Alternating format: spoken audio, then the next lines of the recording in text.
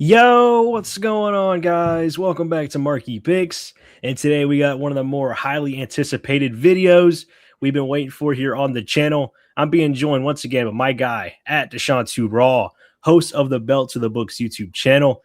And we're going to be going over the 2026 March Madness bracket. It just got revealed a few hours ago here, time recording. And, I've been going to work here behind the scenes, looking at all the matchups here, especially for the first round, because those are the majority of those lines are already out for you guys. But yeah, we both each filled out a bracket separately. So I know it could get kind of messy in this video. So hopefully the format of this video is pretty easy for you guys to follow because we each have our own brackets we filled out and stuff like that. So hopefully it's a little bit easy for you guys to follow, but make sure you guys definitely tap into the Discord this time of year because new picks, new lines become available. You're going to want to get in there and get that updated information 100%. It's completely free to join. There's also tons of other guys in there dropping their own picks as well.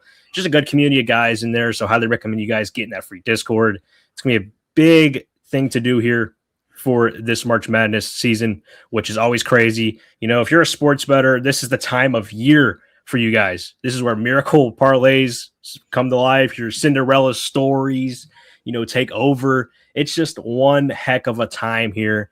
And me and Deshaun are going to come here and try to break down this 2026 March Madness bracket, pick some of our sleepers, some of our, big over, powered favorites, some of the Cinderellas we think are going to happen. Me and Deshaun got you guys covered here for the 2026 March Madness bracket. So, Deshaun, do you have anything you want to say here before we start breaking down this bracket? Man, I don't know if my bracket's gonna win. I hope it is. Like I said, a lot of upsets. There's a lot of great value this March Madness in terms of like betting the dogs and stuff like that. So I think there's a lot of money to be made. You can attack some of these underdogs, and some of them might pull out the outright upset. So, well, once you see my bracket, there's probably gonna be a lot of money to be made, honestly.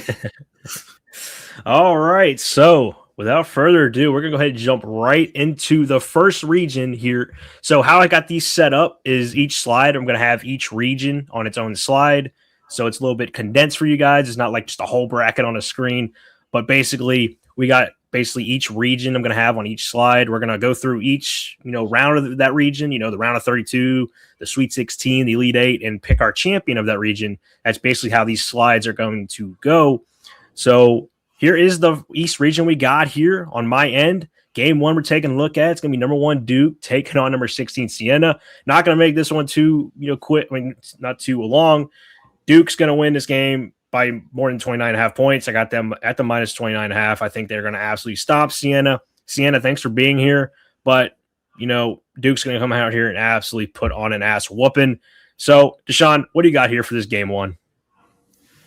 Yeah, I think Duke ultimately wins the game. Like I said, I lean Siena plus 29.5 just because, it's just one of those games from Duke, They won't cover, but they'll probably win this game by like 25, 26. Might want to attack the first half.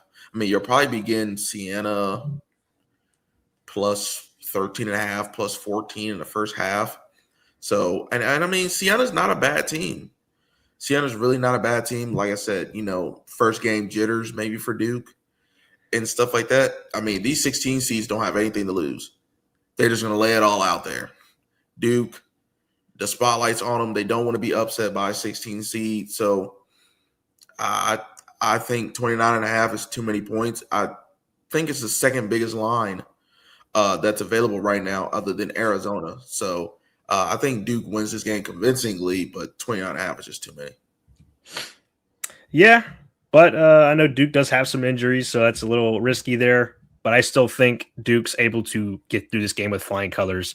So on to game 2 here, we're taking a look at it's going to be number 8 Ohio State taking on number 9 TCU. Now, I think this is going to be one of the best matchups here in the first round. I think both of these teams are very, very similar to each other. They're really carbon copies of each other, in my opinion. You look at the records, TCU's 22-11, Ohio State's 21-12, spreads 2.5 points in favor of Ohio State. They're expecting this game to be very, very evenly played, and I think it will be. Now, I am a Penn State fan, so anytime I have a chance to root against Ohio State, I'm going to do it. But in this matchup here, I like Bruce Thornton because I think Bruce Thornton, he is probably the best player on the court in this game, and usually in these types of situations, the best player on the court is going to be the difference. This is one of those situations. I hate to do it, but I think Ohio State will win this game. I probably would stay away from this spread at -2.5. But I mean, if you want to play the -2.5, you can. But I think Ohio State money line would probably be the play for me. I think they move on into the round of 32. Deshaun, what do you have here? Yeah, this is one of the tougher games, especially in this first region. Like you said, I mean, evenly matched up here. If, like I said, I'm just going to take the dog, take the points. Honestly, it really doesn't matter who wins. I can see either of these teams winning this game. If you're going to give me 2.5 with TCU, sure, why not? This is probably something that I'm not gonna bet this game because, like I said, it's just too close. Now, if I can get TCU up and over a possession, flat 3 or 3.5, 4.5, then you can convince me to bet TCU because I think this is going to be one of those games to where final team has the ball and has a chance to win. Simple as that. So I took TCU plus a 2.5, but waiting to see if I can get any more value on TCU. Oh, there you have it for game number 2 here of the East region. On to game number 3 is number 5, St. John's taking on number 12, Northern Iowa. And man, this was a hard one for me to pick because Northern Iowa is always one of those scary teams, especially in March. We've seen it in years past. Some of the great runs Northern Iowa's had, some of the great upsets they've had.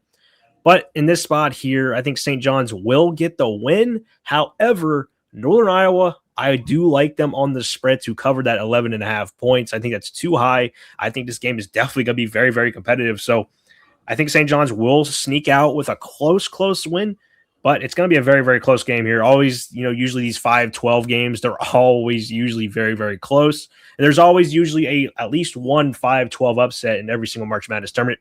I just don't think it's this one. I think St. John's is able to get it done. Deshaun, what do you have here? Yeah, I mean, ultimately, I'm going to take St. John's. I think they win the game. They have a very, very strong team. WCC champ? No, not WCC. That's Gonzaga and them. Big East champion St. John's after they absolutely murdered Connecticut by 20. They have a very, very strong team, very, very strong lineup led by Ejiofor. Northern Iowa, I was not familiar with their game. If you're just looking at some of their games here, they beat Furman by 16, tournament team right there. They beat UC Irvine by 1, runner-up in their conference tournament in which Hawaii won. They lost by 3 to Tulsa, which lost to Wichita State. They also lost to Wichita State as well by 5, who lost in the final to South Florida. They lost to St. Mary's on the road by 5 as well. So they've played decent competition and have held their own. And St. John's, they can kind of be lackluster sometimes. They can kind of play down to their competition. Yeah, I'm starting to lean Northern Iowa. I think that this is going to be a very, very competitive game. I think 11.5 is also too much. So I think St. John's does still win the game in advance, but give me Northern Iowa to cover the 11.5. All right, there you have it. We're both liking Northern Iowa on the spread there. I think that's definitely a good spot for them. So on to game number 4 here. Now, here is where we are going to pick our first upset, it looks like. We got number 4, Kansas, taking on number 13, California Baptist. And you guys can see on the screen already, California Baptist, they're 14.5-point underdogs here. And I mean, I tell you what, they got this guy, Dominique Daniels, who's averaging 23 points a game. You're going to be looking at him dropping, I don't know, he might go for 30 in this game. Low key. He might go for 30 against Kansas. I think they're going to need him to if California Baptist is going to be able to pull this upset off. But at the very minimum, even if they don't win this game, I think they're definitely covering this spread here. I really like the 14.5 number. I just don't like this Kansas team. I just feel like they don't have good chemistry on their roster. I understand they have Darren Peterson, probably one of the lottery picks in next year's draft. I get it. But there's also some, off the court stuff with him that I think could affect some of his teammates and, the coaching staff as well. So I just don't know if the chemistry's there with this Kansas team. So I think this is the prime spot to pick our first upset here. California Baptist, I don't really know much about them.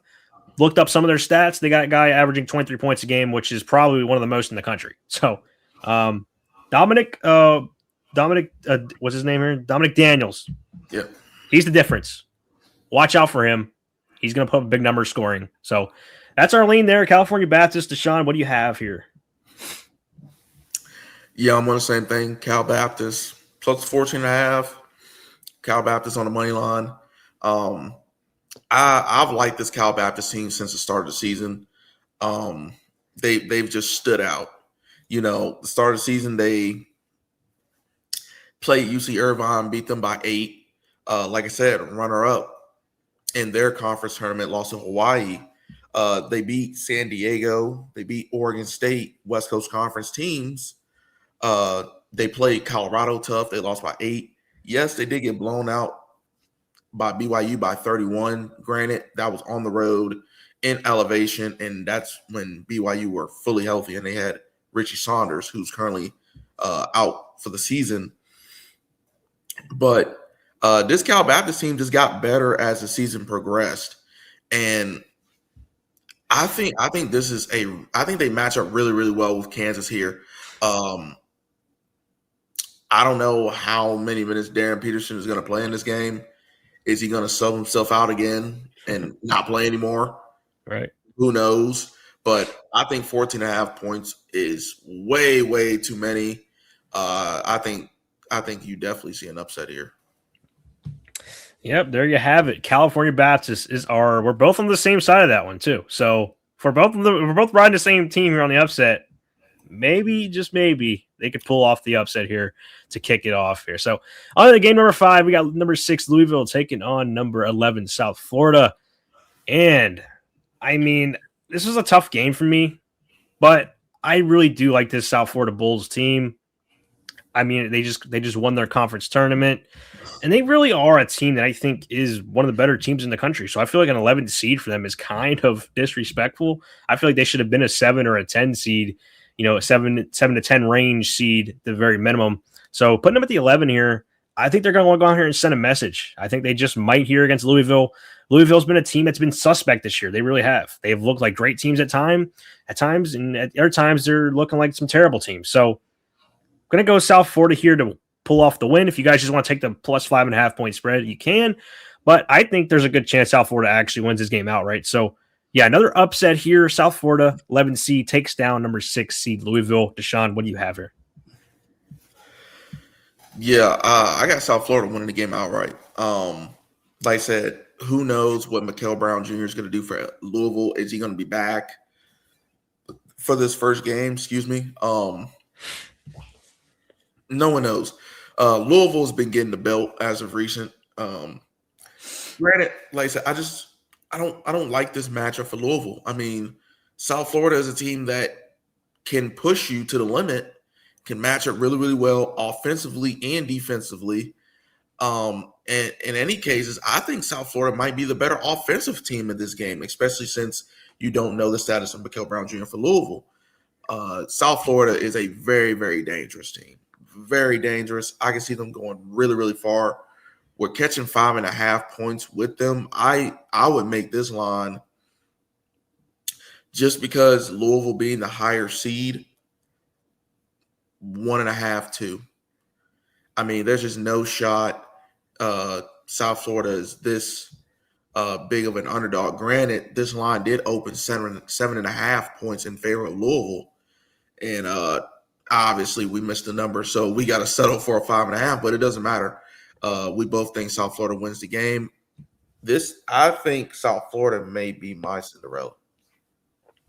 There you have it. A little bit of a Foreshadow there from Deshaun on South Florida. So on to the next game here. Game number 6. Get number 3 Michigan State taking on number 14 North Dakota State. Gonna make this one another quick one here. I think Michigan State's able to win this game. I'd probably stay away from the spread. It looks pretty sharp at 16 and a half, I believe. I think there's definitely a chance. I can see scenarios where Michigan State blows them out. I also see some scenarios where Michigan State takes the foot off the gas in the second half. Maybe North Dakota State makes a little run and covers the spread. So I don't really love the numbers for this game in terms of betting it, so I would stay away. But if I had to pick a winner, I don't think there's an upset here. There could be a little bit of a competitiveness of this game, so maybe Michigan State gets a little bit of a scare here. But I think Michigan State is able to win this game pretty easily at the end of the day. But yeah, I wouldn't be surprised if I see North Dakota State make a couple of big runs and maybe wake up Michigan State a little bit. But yeah, Michigan State, they should be able to win this game. Deshaun, what do you have? Yeah, Michigan State for me. Just on the money line, I'm not interested in getting involved with the spread and stuff like that. Michigan State's going to get it done. I don't know anything about this North Dakota State team. If they upset Michigan State, okay, great. If not, that's kind of what I expected. So it'll be Michigan State for me. Yeah, there you have it. Not much to say there. Michigan State should be able to get it done pretty easily. Now, on to game number 8. Here we go. We got number 2 UConn taking on number 15 Furman. And I'm going to go on my second upset here of the East region. I'm taking Furman outright win this game. Now, I have a little bit of, mixed feelings about this one because Furman took out my ETSU Buccaneers in the SoCon championship game. Very, very frustrated. I would love to see ETSU here in this spot, them being my favorite basketball team. They weren't able to get it done in the SoCon tournament. Furman, they got the better of us. Now, this Furman team has size. So they can match up physically and, with the height with UConn, I think, really, really well. Now, the talent disparity is going to be another thing because UConn has a lot of scorers, lots of talent offensively. Can Furman match that? I think is going to be the question. But in terms of the size here, I really like Furman's size. They've also been getting healthier at the end of the season. I tend to follow these SoCon teams a little bit more, with ETSU being my favorite team. So I do watch some of the SoCon games. But Furman has that Wilkins guy at the point guard, freshman. He's a really, really good scorer. Can he rise to the occasion? Because I think he's going to have to step up in this game, be a pretty big-time scorer to keep Furman in the game. But those Bowser brothers that Furman have, they're very dangerous, very, very dangerous defensively and on the glass. So I think Furman is going to be able to hang around in this game. At the very least, take them on the 20.5-point spread line. I don't know why it's that high. This Furman team has been one of the hottest teams in the SoCon, especially over the last couple weeks of the season. They're on a winning streak. They ran the gauntlet in the SoCon tournament. And I just think they're playing the best basketball, that you're going to see as a 15 seed. This is not a 15 seed here, first off. This is more like a 13, 14 seed. They should not be a 15, my opinion, just because they're healthy now. If they were like a team that wasn't healthy, I can understand them being a 15 seed. But Furman, they're my first real underdog that I'm really, really strongly on. I really like Furman a lot. SoCon bias, maybe a little bit. But, UConn, I know they have the pedigree. I know. But y'all don't know about these Paladins. So give me Furman, plus 20.5. Take them on the outright money line as a little bit of a sprinkle if you guys want it. So that's my big lean here for the East region here at round of 64. Deshaun, what do you have here? Yeah, I'm not going to get involved with this game. Just give me Connecticut to win the game. Like Mark said, I think Furman can match up really, really well with UConn. It's just, can the offensive production match with UConn? I can't say that I believe that it can. And I think that'll hurt Furman in the end. I don't think they'll have enough offensive firepower. Granted, we just saw UConn get blown out by St. John's.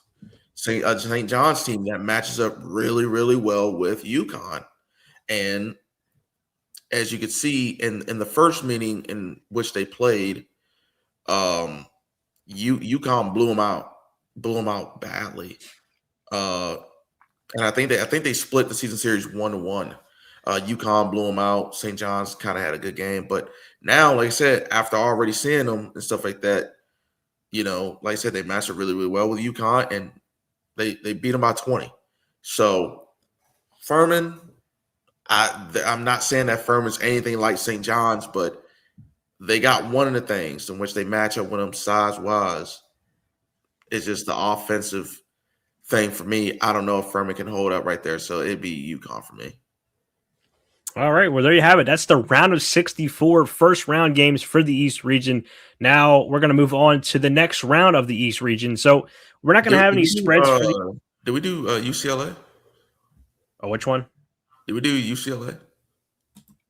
Oh, yeah, we didn't do UCLA. Flip. Well, a little bit of a hiccup there, but yeah, game number 7. We skipped over that. It's UCLA and UCF.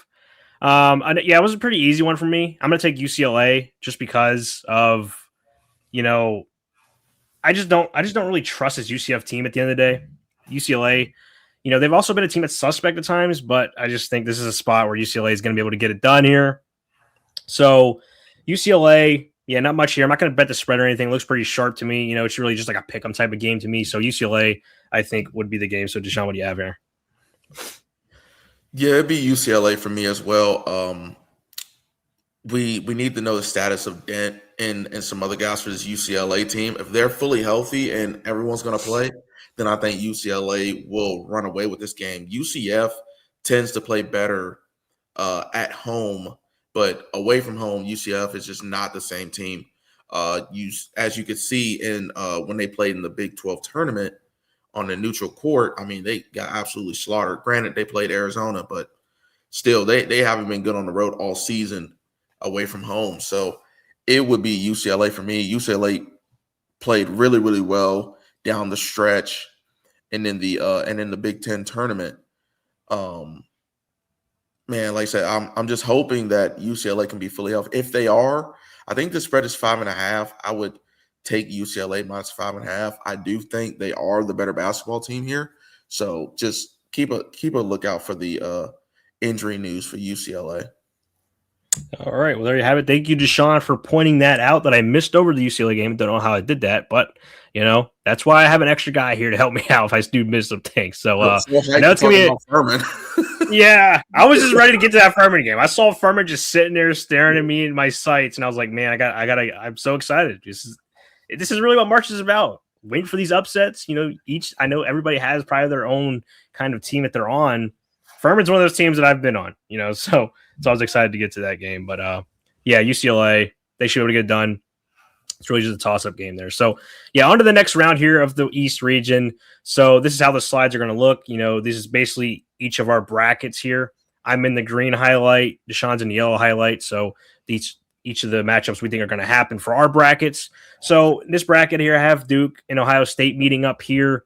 So I'm going to take Duke here over Ohio State. I just think Duke's probably one of the best teams in the tournament. I think they're the second best team in the tournament, in my opinion. So I think they are able to beat Ohio State here in the second round. But I think Ohio State will give them a little bit of a scare because Ohio State, they do play competitively with pretty much everybody. So it could be a very competitive game, but I think Duke will edge it out here in the end. So Sean, you want to talk about your half of this one? Yeah, I have Duke and TCU. It will be Duke for me. Duke is significantly better than TCU. I honestly think they probably run away with the game, honestly. But I think the spread, if I had to make a line for Duke TCU, it would probably be Duke. I don't know, 12, 13 and a half points. So yeah, it'd be Duke for me. All right, and then the next matchup I had in my bracket is number 5 St. John's versus the Cal Baptist. So I'm gonna go St. John's here. I think Cal Baptist will win that game against Kansas, but I don't think they're gonna go any farther than that. St. John's, I think after that game against Northern Iowa, they're gonna have pretty like a wake up call for them. So I don't think they're going to overlook Cal Baptist in this situation. I think St. John's will pass with flying colors here. So, Deshaun, what about your half? Yeah, I'm on the same thing. I'm on St. John's. This is where Cal Baptist season comes to a complete end. like I said, after the upset of Kansas for Cal Baptist, I think St. John just breaks them down here and just moves on. St. John's is the better team right here. I think they're too good. And like you said, I think Northern Iowa will give St. John's a scare, kind of wake them up, and they'll be much more prepared for this game against Cal Baptist. So it'd be St. John's for me. All right, next matchup I had in my bracket was number 11 South Florida meeting up with number 3 Michigan State. And this one was tough for me. It really was, because I really do think South Florida has the potential to make a run in this tournament. However, when they're going up against Michigan State here, Michigan State, very, very battle tested. They've been in this situation before, veteran experience roster. I think they're able to do enough to pull out the win, but this is going to be a very good game. Very, very good game. Very, very close. I think it could be high scoring as well. So could be one of the better games to watch during March Madness season. I think this game is going to be amazing to watch, but I think Michigan State is able to pull out the win, but it's going to be very, very close. Deshaun, what do you about your half here? Yeah, I got the same matchup, South Florida, Michigan State. And as I said previously, South Florida is going to be my Cinderella. So I got them beating Michigan State. Like I said, I'm just really, really in love with the South Florida team. Offensively, very, very good. They can hang with any one of these teams in the country. Does not matter. I think it's really disrespectful that they're an 11 seed, period. I think they should probably be 7, 8 seed. 11 is way too high. And I feel bad for a team like Michigan State that has to go and play a great South Florida team. I think South Florida has the better offense than Michigan State, honestly. Even though Michigan State is better defensively, offense, points. So give me South Florida. There you have it, Deshaun, with a little bit of a Cinderella run right there with South Florida. Now on to the next half of my bracket. I had number 7 UCLA taking on number 15 Furman, and you guys already probably understand where I'm going to go with this. Give me Furman to the Sweet 16. They knock off UCLA. They make a legendary run in the NCAA tournament. Man, the Furman Paladins, they're going to make some noise in this tournament. Let me tell you. Furman to the Sweet 16. They take down UCLA just because, UCLA, they're a suspect team. They've been that all year.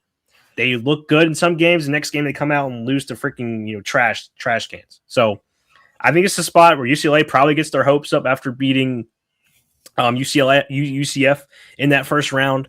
I think they come out here, look at Furman like, okay, we're going to walk over Furman. No. Cooper Bowser, Wilkins, they're the difference for Furman. They're moving on to the Sweet 16. Deshaun, what about your half? Well, in my projected matchup, I have an upset here. I got UCLA beating UConn. Like I said, UCLA, even though they did start off the season very wishy-washy, you couldn't rely on them. They were losing games that they shouldn't lose. And now, after the Big Ten tournament, it just seems like something has clicked in that team. And it's all led by Donovan Dent. He's back to playing like how he was playing for New Mexico. They're playing absolutely lights out. I think UCLA is very, very dangerous. And honestly, I think UCLA, how they're playing right now, is better than UConn. I'm just gonna go out there and say it. I think they're better. I think they're the better team as of right now today. And I think they also match up very, very well. I think UCLA has too much offense for UConn. So I'll take UCLA to get a 7-2 upset. There you have it. Some upsets brewing here in the East region for both of us. All righty. On to the Sweet 16 now for both of our brackets. I had number 1 Duke matched up with number 5 St. John's. It's going to be a great matchup, but again, I do think this is Duke's year to make a run. I think they do beat St. John's here. As long as they can get healthy, that's really the only question for Duke. If they're not healthy, then it could be a little, question mark. But I'm expecting them to be healthy at this point in the tournament. Hopefully they are. If they are, they should have enough firepower to knock off St. John's here. So Duke, they're moving on to the Elite Eight for me. Deshaun, what about your half? Yeah, this is one of those typical Duke versus another good team, and Duke just flexes their muscles here. Um, Duke, better team than St. John's. Yes, St. John's, you've had a great run here, but this is where it ends. I think Duke matches up really, really well with St. John's size-wise, defensively and offensively. I think Duke will be able to shoot the lights out here, and I just honestly, I think Duke would just outshoot St. John's. I don't think St. John's going to have enough offense to hang with Duke here, so it'd be Duke for me.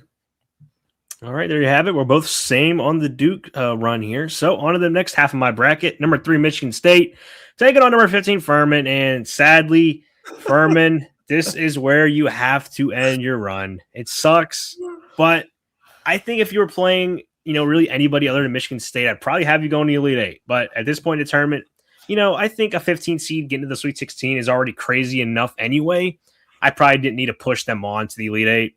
But Michigan State, if they do end up meeting up, I just think Michigan State's physicality is going to be too much for Furman. So that's why I like this matchup. I don't see Furman beating 2 Big Ten teams in this run either. So that's another factor I had here. I just didn't think Furman would have enough, at the end of the day to match up with Michigan State. So as much as I wanted to take Furman on that Cinderella run, but getting to Sweet 16, that's good enough for them. I think it's great. So Michigan State will beat Furman here in the Sweet 16. Sean, what do you have in your half?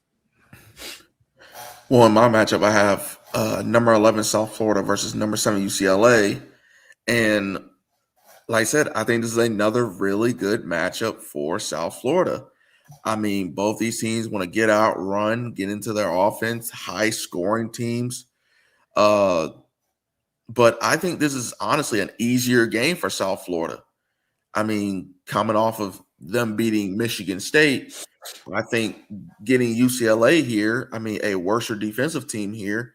Yes, UCLA's offense is better than Michigan State's, but like I said, South Florida's offense, I just hold at a very, very high level here. So I think this is a significantly easier game for South Florida here. They match up really, really well, very identical on what they want to do. I think South Florida gets it done and moves on to the Elite Eight. All right, so that sets up my East Region Championship, Duke versus Michigan State. And I'm going to have to go with Duke to move on to the Final Four. I just think they're too good. Michigan State and Duke, they always seem to meet up in the tournament somewhere in their bracket. They always seem to meet up. It's always a pretty good game as well. Michigan State has also gotten the better of Duke in the history. So I think Duke does get their revenge here. I like that narrative.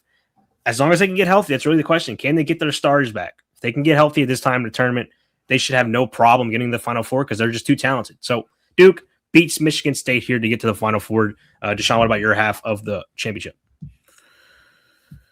Yeah, I got Duke in South Florida, and this is where the Cinderella run comes to an end. Yes, South Florida is taking out some heavy hitters right here, but Duke is just a different animal. I've seen them beat up on my team twice already. Duke is just one of those teams that's just, they're going to make a run and then they're going to lose all of a sudden. Subtle foreshadowing. But, I think Duke is the best team in this region. And I think they will be the champion of this region. Like I said, Duke is just a very, very strong team. Too good here. But if it was anyone, if I had Duke losing, I probably would have South Florida going to the Final Four. If they were matched up with St. John's, I would have South Florida going to the Final Four. But just a matchup with Duke, not happening. So Duke wins for me. All right, so that's our East region completed. All of our brackets, all of our first round matchup line picks for you guys. Hopefully you guys like some. But if not, we got 3 other regions to break down. So let's go ahead and move on to the next region. We got the rest region, a round of 64 here, first round. So first game up here in this region, number 1 Arizona taking on number 16 Long Island. And, I kind of want to stay away from some of these spreads here, but I do think Arizona will be close to covering. I feel like there's some reason Long Island's going to make a run late in this game and cover the 31.5 because 31.5 points is a ton of points. It really is. But I think Arizona, they're the best team in the tournament, in my opinion. I really do think so.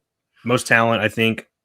And I just think they're all around built to make a very, very deep run here. A little bit of foreshadowing there. But yeah, Arizona, minus 31.5. It's a lean if you guys do want to play it, but I'd probably stay away from it and just wait for some other games in the tournament where Arizona matches up a little bit better for this spread to take them on. So, Deshaun, what about this one for game one? Yeah, I got Arizona minus 31.5. I mean, the Long Island Sharks, yeah, this is wraps. I mean, this is not gonna be close at all. I mean, this is just, this game is honestly just for shits and giggles at this point. I mean, It really is. Arizona is just way too strong for a team like Long Island. So I probably won't be betting this game. I'm gonna be watching this game hoping for a Long Island to win, but yeah, it's Arizona for me.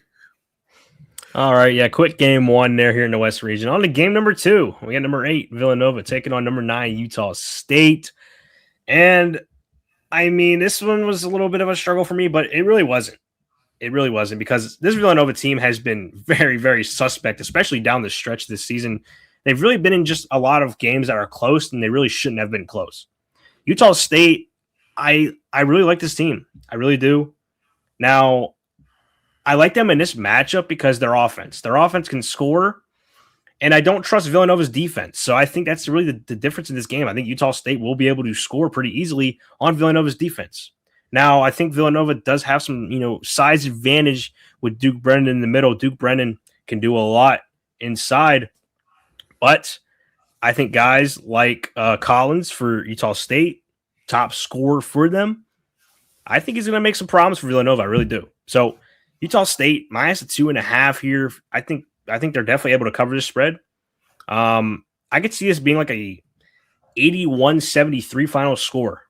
I just think that's a kind of an interesting prediction there. But Utah State, I like them a lot. I think they move on here against Villanova. Deshaun, what do you have for this one? Yeah, it'd be Utah State. I'm gonna lay the points with them. This is a very young Villanova team here. They did not have a lot of expectations coming into this season. Projected to finish, probably mid-table and stuff like that. But now they're at 8 seed in NCAA tournament. I mean, what a job by, I think their head coach's name is Kevin Willard. What a job by him. This will also be his first time in the NCAA tournament. But to say, I think it all comes to an end to Utah State. Utah State, the more veteran lane team here offensively. I think they are better than Villanova. Down low, I think they can give Villanova some problems. Because, I mean, other than Duke Brennan, their other options are absolutely toast. Just not good. Villanova also can't hit free throws. And like I said, they're a young team on the big stage. And like I said, Utah State is that veteran team. They've been here before. So give me Utah State. I'll lay the 2.5. All right, there you have it. Both in agreement there with Utah State. On to game number 3. We're taking a look at it's going to be number 5, Wisconsin, taking on number 12, High Point. And another one of these matchups, 5-12 matchups. These are always the ones you want to circle. However, I don't think this is the one. I think Wisconsin gets it done. I think they get it done pretty easily as well. Now, this High Point team is pretty good. They are. They're 30-4 on this season. That's a hell of a record. But this Wisconsin team, battle-tested in the Big Ten. They've beaten really good teams. They've also lost to some bad teams. So it's one of those, what kind of Wisconsin team are we going to get in this situation? But they have the better talent. Nick Boyd, Blackwell, they are the difference here for Wisconsin. So I am going to lay the points with a 9.5. I just do think this is a spot where Wisconsin's going to play a very complete basketball game. So 9.5, it should be 10.5, I think. So I don't know if his line is jumping right now because I believe it's up to 10.5 now. But yeah, I mean, if it does jump a little higher, we'll see. If it gets like 11.5, 12.5, I don't know if it gets that high. But if it stays around 9.5, 10.5, I think that's probably the most I would take it at is 10.5 if I had to pick it on the spread. But yeah, Wisconsin, I like them a lot here. So, Sean, what do you have for this one? Yeah, I'm going to lean High Point here. After doing some more extensive looking right here, I think this is a great matchup for High Point. Wisconsin, yes, they have been playing really, really good basketball. as of late, they tend to shoot better away from home for some odd reason. I do not know, but they shoot better away from home, on the road, neutral. Um, and it's been helping them win a lot of games. I mean, they've beaten a lot of good teams. They've beaten Illinois, they've beaten Michigan State, they've come close to beating Michigan and stuff like that. Even as you can see in the Big Ten tournament, I mean, they were making runs and stuff like that. They were down 18 points to Illinois at one point, getting absolutely smacked around. Came back to win that game, I think in OT, before eventually losing to Michigan State by I think like 3. Losing to Michigan by 3, excuse me. So this Wisconsin team has a lot of great players, like you said, Nick Boyd, Blackwell, but this High Point team right here can match up with Wisconsin offensively as well. They're scoring 90 points per game. 90 points per game. I mean, if you just take a look, 90 points per game, Wisconsin scoring 83. They're shooting better than Wisconsin from the field, almost 50%. They're getting more rebounds than Wisconsin on the season, more assists, more blocks, and more steals. Granted, the level of competition is not the same, so you have to factor that in. But getting 10.5 points with High Point, I really do think that's a lot of points right here. And like I said, it only takes for Wisconsin to have that bad shooting game right here, and they go down. Like I said, I lean Wisconsin to sneak this game out right here. I do think 10.5 is too high. I will have eyes on this game. If Wisconsin's not shooting well early in this game, I might live bet High Point to win the game outright.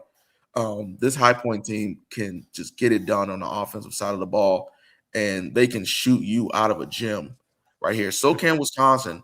But like I said, Wisconsin will play down to their competition here. So it'd be High Point plus a 10.5, but Wisconsin ultimately wins the game. But like I said, just keep an eye out for it.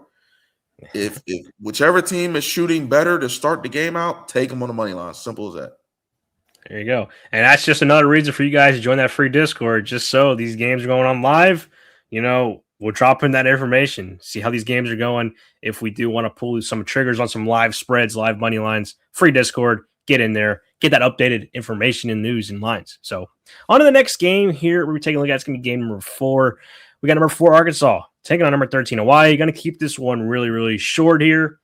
Arkansas, they had the best player on the court here by far, Darius Acuff, one of the best players in the country. Again, usually in these type of games, you want to take the best players on the court. They're really the difference. Hawaii, they had a pretty good run. I had no idea they were a pretty solid basketball team. They ran the gauntlet in the Mountain West Conference, I think. Were they in the West Coast Conference? Do you remember? I don't remember. I think they're West Coast. I think they're in Mountain West. Midwest. Okay. I don't know. But it's different from football and stuff. Remember what conference these teams are in. But yeah, Hawaii, didn't expect them to get here. I don't ever remember Hawaii making a March Madness in my history. So, Hawaii, thanks for being here. Arkansas, they're gonna run this up minus 15.5 points. It's pretty simple to me. I think Arkansas wins this game by almost 30. So Arkansas should be able to get this done pretty easily here. Deshaun, what do you have here? Yeah, same thing here for me. I don't know too much about Hawaii. So like I said, I'm just going to take the team that has the better player, Darius Acuff. He might have 40 in this game. I mean, Arkansas's offensively is just going to be too much under John Calipari. This is just a bad matchup for Hawaii, so it'd be Arkansas minus 15.5 for me. I think they win this game by like 25. Yeah, I don't know why the spread's actually 15.5. I mean, unless Hawaii's good, better than we're expecting, because I don't really know much about Hawaii either. So yeah, it's one of those. It's one of those. So yeah, Arkansas minus 15.5. I think it's just too low for me. So on to the next game here, game number 5, number 6 BYU taking on the winner of the first 4 game between NC State and Texas, which will be 11 seed there. Whoever wins that game, and again, another one of these situations where I'm going to be taking the best player on the court, and that is AJ Debinsa. Probably going to be number 1 or number 2 overall pick in the upcoming draft. We'll see if he does actually come out. There's rumors that he actually might stay at BYU. So we'll see how that turns out. But in terms of this game, I know Debance is going to be out there. BYU, do I expect them to make a deep run? Who knows? But they're going to be able to get out of this first round here, I think, pretty easily. I'm not really scared of NC State or Texas. They're not really teams that I'm scared about. So, yeah, BYU, they should be able to get it done here. Debance is just too much for either one of these two teams here. So, Sean, what do you have here? Yeah, I think ultimately BYU wins and advances against either one of these teams. In that first matchup, NC State and Texas, I lean NC State. I think they are the better team. I think they're better than Texas. And then they'll set up BYU versus NC State, and yeah, that's where it comes to an end. Like I said, AJ DeMassa, best player on the court. Yes, they have been significantly worse without Richie Saunders for BYU, but NC State, you just cannot trust this team. You cannot trust NC State. Every time they play a team that's really, really good, they're getting spanked. It's as simple as that. So it'd be BYU for me. BYU is not a team that I think can make it far just because of the Richie Saunders injury. I mean, he was just so huge for the team right there and just provided them another level of scoring alongside DeBonsa. But I do think they make it out of their first matchup. All right, there you have it there. Game number 6. Number 3, Gonzaga taking on number 14, Kennesaw State. Another one I think the public likes the upset here for Kennesaw State. However, I like Gonzaga a lot. I really do. I think they do win the game. However, 19.5 points feels like a pretty steep spread for this kind of matchup. So if you guys want to take some stabs at some Kennesaw State on the plus 19.5, I think they can get it done. At the end of the day, Graham EK, he's going to be too much for Gonzaga, for Kennesaw State. Top scorer for Gonzaga. He's really the do-it-all player for Gonzaga. I think he overwhelms Kennesaw State here. So Gonzaga, at the end of the day, will win this game pretty comfortably. If anything, Kennesaw State does keep this close for at least a half. Maybe a little, start to second half, but I think eventually Gonzaga will turn it up, especially late in this game if it is close. So yeah, give me Gonzaga here to win the game. But take some stabs at Kennesaw State plus 19.5. Deshaun, what do you have here? Yeah, I mean, looking at Kennesaw State's recent matchups and stuff, they played South Florida, ultimately lost the game by 19 points. And we all know how high I am on South Florida. A very, very good team. That was a game at home for them. Kennesaw State also played Alabama and lost by 11. It tends to show that this Kennesaw State team, when they play better competition, Kennesaw State comes out really flat in the first half and then really turns it on in the second half. It looks like that they're a good team at making adjustments in halftime. And they shoot better in the second half as well.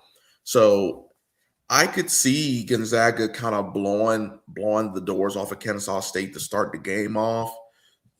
But then in the second half, Kennesaw State turns it up. And honestly, I think we can probably get a backdoor cover here. Because if you look at Gonzaga, I just don't know who's going to stop Graham EK. Honestly, that's what worries me for Kennesaw State. If you look at it, Kennesaw State averaging 83.4 points per game to Gonzaga's 85.1. Rebounding's about the same at 40. Blocks in favor of Kennesaw State. I think both of these teams did play Alabama this season. They did, in which Alabama lost to Gonzaga by 10.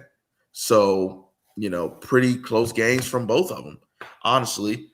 So, yeah, if anything, it'd be a Gonzaga first half. I don't know, Gonzaga first half minus 8.5, minus 9. And then, ultimately take the full game, Kennesaw State plus 19.5. I think this is a perfect spot for a backdoor cover. All right, there you have it. Game number 6 in the books there. Game number 7 of the West region. Take a look at some number 7 Miami taking on number 10 Missouri. And I'm going to keep this one a little bit, shorter here. I'm not too familiar with Missouri, but I do like Miami just because of Malik Reneau. Familiar name, playing in the Big Ten with Indiana, and he's really the do-it-all player for Miami. He really is. He does a lot. I've had prop bets for him this year. Usually he's always a pretty high guy in the PRA stat because he does a lot on the court. Scores, rebounds, assists. He does it all for Miami.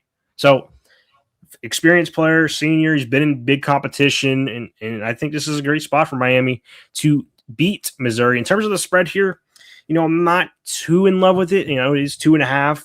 If you guys do want to take Miami minus 2.5, you can. But honestly, I really don't have a strong lean for this game. I do think this game is truly a toss-up, but I think Malik Reneau is the difference here that will propel Miami forward into a win here. So, Sean, what do you have here for game number 7?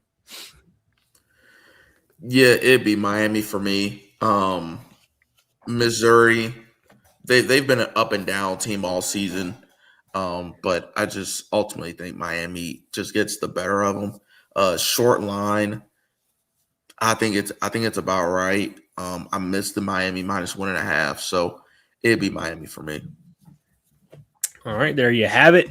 Now on to game number 8. Another one that's going to be pretty quick for me. Number 2, Purdue, taking on number 15, Queens. Queens, thanks for coming, but Purdue is going to absolutely stomp a mud hole in you in this game. Sorry, but it's just what's going to happen. 100%. Purdue is going to absolutely kill Queens here. 23.5. I'm surprised it's this low. I'm surprised this isn't up to close 30.5. It really is, because I don't really know much about this Queens roster, but I don't think I really need to know much about this Queens roster because it's Queens. There ain't no way they're going to come out here and compete with Purdue, who is a very, very experienced group, by the way. They've been here before, keeping that same group together, same coaching staff. They're going to make I think could be, we'll see how my bracket looks, but I'm not going to spoil anything, but potentially they're going to make a deep run here. But if they do, they're going to have to absolutely stomp Queens here. If this is a competitive game here, Purdue's probably not going to go far in the tournament. But if Purdue comes out here and lays down the law, like I think they will come out here and absolutely stop a mud hole in Queens. So, yeah, Purdue, love this one a lot, minus 23.5. Deshaun, what do you have here? Yeah, Purdue's going to win this game, but, for Purdue, you can't really expect to win this game. They were in the same spot a couple seasons ago in which they were a 2 seed and they played Fairleigh Dickinson, a team that I ain't never heard of in my life. And they got they lost the game. Yeah. It wasn't expected, but they lost the game outright. In terms of stats, these two teams, in terms of season stats, are about similar. They really are. They're about similar. But if you look at Queens, when they play good opponents, they played Wake Forest. They lost by like 30 plus. They played Arkansas. They lost by 28. They played Auburn, lost by 41. They played UVA, lost by 25. They played Furman, lost by 11. So all these tournament teams that are in here, Queens is getting absolutely murked. Purdue, if we're talking about how Purdue has recently been playing tournament till now, Purdue should win this game by 30 plus. But you got to remember, before that, Purdue wasn't playing the best brand of basketball at all. They were not. And so is this one of these spots to where everyone's looking at Purdue and trying to bet Purdue, and then they come out flat? I don't know. It'd be Purdue for me. I lean Queens plus 24.5 just because I think this is their first NCAA tournament appearance, and they're going to go balls to the walls here. So take Purdue, but like I said, lean Queens for 24.5. Probably a no bet.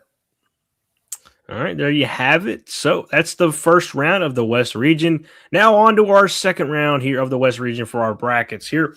So we both had Arizona taking on Utah State. And, it's one of those that I really did want to take Utah State, but considering that they're in this bracket, again, playing number 1 Arizona, who I'm really high on, Arizona, they're going to get by here by Utah State, but it is going to be a pretty close game, I think. I think it will, probably for a half. I don't see Utah State keeping this close for 2 halves at all, but if they do keep it close, it will be for 1 half. Arizona will ultimately probably win this game by 15, 20 points at the minimum. But yeah, Arizona should be able to get by pretty easily at the end of the day. Deshaun, what do you have for this one? Yeah, this is just one of those games where I'm sorry, Utah State, but here's Arizona. Good luck. It just sucks that they have to draw this game right here. But Arizona's just a better basketball team, so it'd be Arizona for me. All right, same matchup there, same results there. And now we got the next half of our bracket here. We got number 5, Wisconsin, taking on number 4, Arkansas. Man, this is going to be a great game. This is probably one of the games to circle on March Madness. I think this is going to be a great game to watch. I think both these teams do match up pretty well. But again, the best player on the court is Darius Akuff. Darius Akuff's the difference. Wisconsin doesn't play defense well either. I don't think so. They give up a lot of points. Arkansas scores a ton of points. So I think this matchup favors Arkansas a little bit more than Wisconsin. But if Wisconsin does play some defense, Wisconsin will win this game. But if it goes how I expect it to go, Akuff will drop another 20, 30 piece. Arkansas will move on. So that's my lean there. Sean, what do you have for this one? Yeah, it'd be Arkansas for me as well. Like I said, a Cuff, best player on the floor. Like I said, Wisconsin does get up for these games against these more tougher opponents. They do wake up and they tend to give their best efforts. But like I said, for Wisconsin, they don't play defense. They will let you get to your spot and get whatever you want to. They give up a lot of points. And that's why I wouldn't be so mad at a high point upset. And I'm starting to change my mind here. I kind of want to take high point now, but I still can't pull the trigger on them getting outright upset right here. I do think it's going to be a very, very close game in which Nick Boyd and Blackwell just take over at the end of that game. But like I said, here, significant talent upgrade for Arkansas. I think they get it done. All right, all in agreement so far. On to the next one. Number 6 BYU take on number 3 Gonzaga. And I know what I just said. Usually you take the best player on the court. I'm not going to do it right here. Gonzaga, Graham Ike, I think they're just a better coach team. They have more talent. And again, Ricky Saunders not being in there for BYU is going to be very, very, a tough loss for them to overcome. And we've seen that in the recent games BYU has played over the last couple weeks of the season without him. So BYU, they're a team that I think will be able to get around the first round.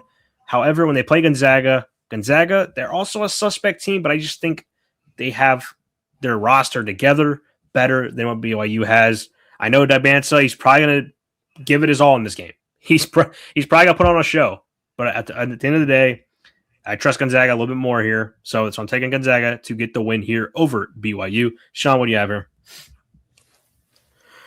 Yeah, just copy and paste everything you said. I just trust Gonzaga more here in this spot. Better coach here. Like I said, BYU missing Saunders is just going to be really, really big for them. It's going to be their downfall. So it'd be Gonzaga for me.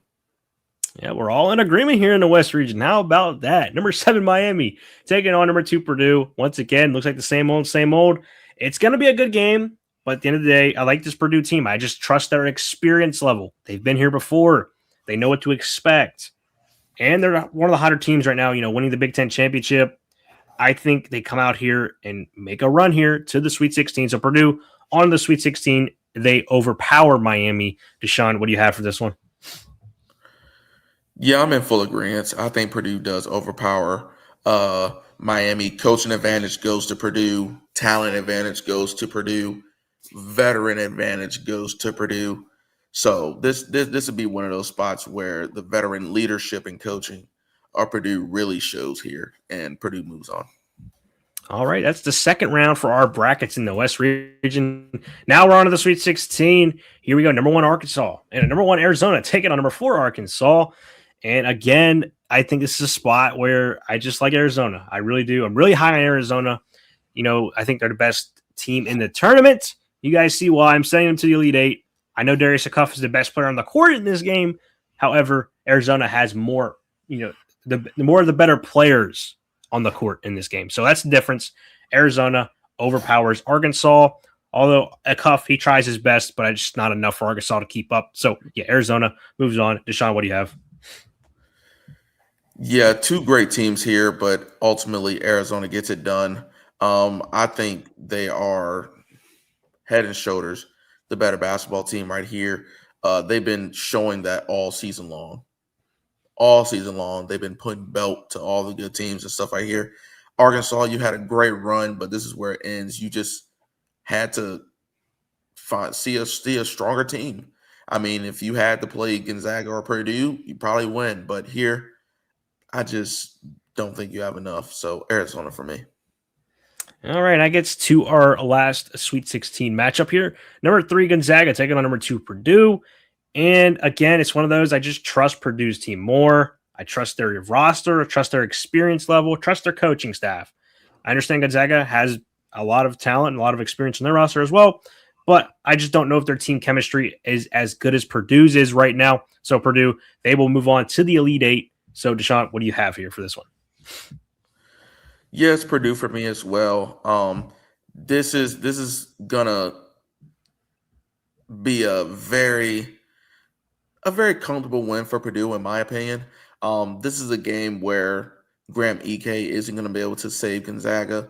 You're going to have to get other people involved, and Gonzaga's they're just not going to come through for them. Like I said, Purdue, they have a bunch of players that they can go to, veteran leadership, coaching and stuff like that. Even though few was a really good coach from Gonzaga, like I said, I just don't think that they have enough to beat Purdue here. So it'd be Purdue for me.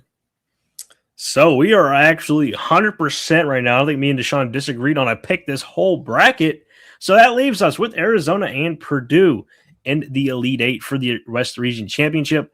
And I'm going to keep following the theme here. I trust Arizona. I like their roster. I think this is going to be a great game to watch. Arizona Purdue, this is going to be a fantastic game, I think. But at the end of the day, Arizona does have more talent on that roster than Purdue does. That's the difference. Arizona, they're going to the Final Four. Deshaun, what do you have here? Yeah, same here for me. This is just a spot where Purdue just has to lay down here and call it quits. This is usually Purdue's already out of the tournament by now, but this will be the furthest that they make it here. So Arizona, head and shoulders the better basketball team here. I think they're going to flex their muscles and show Purdue, listen, you're not on our level. Just not yet. Just not yet. And so Arizona wins. All right, so that's our West Region bracket predictions and first round line spread predictions. So we got 2 more brackets to go. If you guys are still with us, hit that like button down below. Helps me out a ton. Also, subscribe to the channel if you guys are new here. Almost at 1,000 subscribers. You guys have been killing these videos. You guys love the free picks, and I'm just going to keep on dropping them for you guys because you love them so much. So we're going to go ahead and get to the second half of our bracket show here. So we're going to be looking at the South Region, round of 64 games. Game 1, kicking it off. It's going to be number 1 Florida, taking on number 16 Prairie View and Lehigh. First 4 matchup there. Winner will play number 1 Florida. Not going to, pay too much attention into this game. Florida, they'll move on. I don't really know the spread for this one yet, but Florida will probably cover the spread. It'll probably be around the 30s, upper 20s, around there. Don't really know too much about Prairie View, Lehigh, but yeah, Florida, easy win here. Deshaun, what do you have for this one? Yeah, it's going to be Florida for me, no matter who wins. I do think Lehigh ends up prevailing over Prairie View A&M, but like I said, Florida, too much offense, too much defense, significantly the better basketball team. So give me Florida, ATS, whatever it is. All right, moving on to the next game up here in the South region. We got number 8 Clemson taking on number 9 Iowa. Now, this is another evenly matched game here. I believe both these teams are very, very similar to each other. And I'm going to lean Clemson here on the money line. Now, it's one of those spots where it's just because if you look at what Iowa's played against, right? They lost to Penn State in basketball not too long ago, only a couple weeks ago. And if you're losing to a team like Penn State in basketball in basically March, I don't believe you have what it takes to make a run in this tournament. So Clemson, I don't really know much about Clemson, but I know they've beaten good teams as well. I mean, both these teams have gotten here, deservingly so. But I think Clemson, they got to beat Iowa. I mean, if Iowa loses to Penn State, you can't lose to Iowa here. You just can't. I'm not high on Iowa. I'm not really high on Iowa. I know they got some good players, but I just don't know if they're actually a legit team, in my opinion. I really don't. I really think they're frauds, to be completely honest, because they lost to Penn State. I trash on my own school. I could trash on my own school. I know we're terrible at basketball, but, Clemson, they're going to get it done here. They beat Iowa here. I'll take them on the money line. I'd probably like them on the alt spread as well. I wouldn't be surprised if Clemson comes out here and wins this game by double digits. I really wouldn't be surprised. So, yeah, Deshaun, what do you have for this one? Yeah, no, it'd be the other way for me. Iowa minus 2.5. Like I said, with the injury issues surrounding Clemson, I just can't trust them. Granted, Iowa, before getting eliminated out of the tournament by Ohio State, they had not been in good form. But I think this is a really good matchup for Iowa right here. I think this will be a good right spot. And I think Iowa outshoots Clemson here, and I think they move on. All right, moving on to the next game. We got number 5 Vanderbilt taking on number 12 McNeese, and here we go. Another one of these matchups you want to circle. However, I'm not going to pull the trigger on this one. I'm just not. I like Vanderbilt. I think this is a disrespectful spot to put Vanderbilt as a 5. I really think they're better than that, in my opinion, especially the way they've been playing as of late. Getting healthier now. So it's probably going to be a scary matchup here. I do think McNeese gives it their best effort. However, Vanderbilt's the better team right now. They're the hotter team. I don't care if it's a 5-12 game. I like Vanderbilt a lot. So I'm taking them on the 11.5 spread as well. I think they cover that easily. I don't know what McNeese has that's going to be able to compete here with Vanderbilt. Again, if Vanderbilt was not healthy this time, I'd probably be leaning on the McNeese upset. But since they're healthy, I like Vanderbilt a lot. I think they're a really, really good team. One of the top teams in the country, to be honest. So, yeah, Vanderbilt, they're going to escape this one. Might be a little scary, but I do think Vanderbilt does prevail at the end of the day here. It does cover the 11.5. Maybe a little bit later in this game. Maybe it's a sweatful cover, but I do think they will cover this spread. So, Sean, what do you have here? Yeah, it'd be Vanderbilt for me. And ever since Duke Miles came back from Vanderbilt and started playing for his regular minutes, Vanderbilt has just been a different team, different animal. They've been very, very good. McNeese, on the other hand, if you go back, I think last year McNeese was one of the majority picks to get an upset win, and they came out very, very flat. They shot terribly from the field and got blown out in their first matchup. Can they make it right this year? I think this is a bad matchup for them. In terms of, I wish that they could play someone else. Yeah. Like, I wish they were playing North Carolina. I wish they were playing Houston, maybe, even them. I wish they were playing Illinois, somebody else. I just really don't like them going up against Vanderbilt. And, I mean, wholly over. I mean, it's at 150.5 right now. I think it goes over than that. I think Vanderbilt might even touch 100 here. Yeah, it'd be Vanderbilt for me. In terms of the 11.5, I'm not going to get involved with that. It'd just be Vanderbilt money line for me. All right, there you have it there on that one. Now we got game number 4. We got number 4 Nebraska taking on number 13 Troy. Now this one I was really going back and forth on. I really was, because this is Nebraska's, chance to do something for that program that has had losing culture built around it. Going through their football program, their basketball program, they've been dog water in both of those sports over the last decade. So now they're finally getting a winning program into basketball. So, they had a great season, miracle season. Nobody predicted what they're doing this year. I don't think they've ever won a March Madness tournament game in their program history. They have a chance to do it here. Taking on Troy. I really did like this Troy team. I was going back and forth on it. I was thinking about just taking them outright to upset Nebraska. However, I just think the aura building around this Nebraska program, it's right. I think Nebraska does get something good for that program, But I mean, if you want to follow trends, Nebraska doesn't win anything. So if you want to take Troy to upset them, I would not be surprised. If you want to sprinkle in some Troy money line, it wouldn't be a bad idea. Just because I think there's a good chance Nebraska comes out here, plays flat, plays like the old Nebraska that we all know. So it's one of those. I do think Nebraska will find a way to win this game. However, 13.5 points, I think, is too high. It really is. So, it's one of those games that I'm really going to be looking forward to watching because I do think it's a very, very good game. But at the end of the day, Nebraska will probably pull this one out. However, Troy should cover the 13.5 points spread. Deshaun, what do you have here?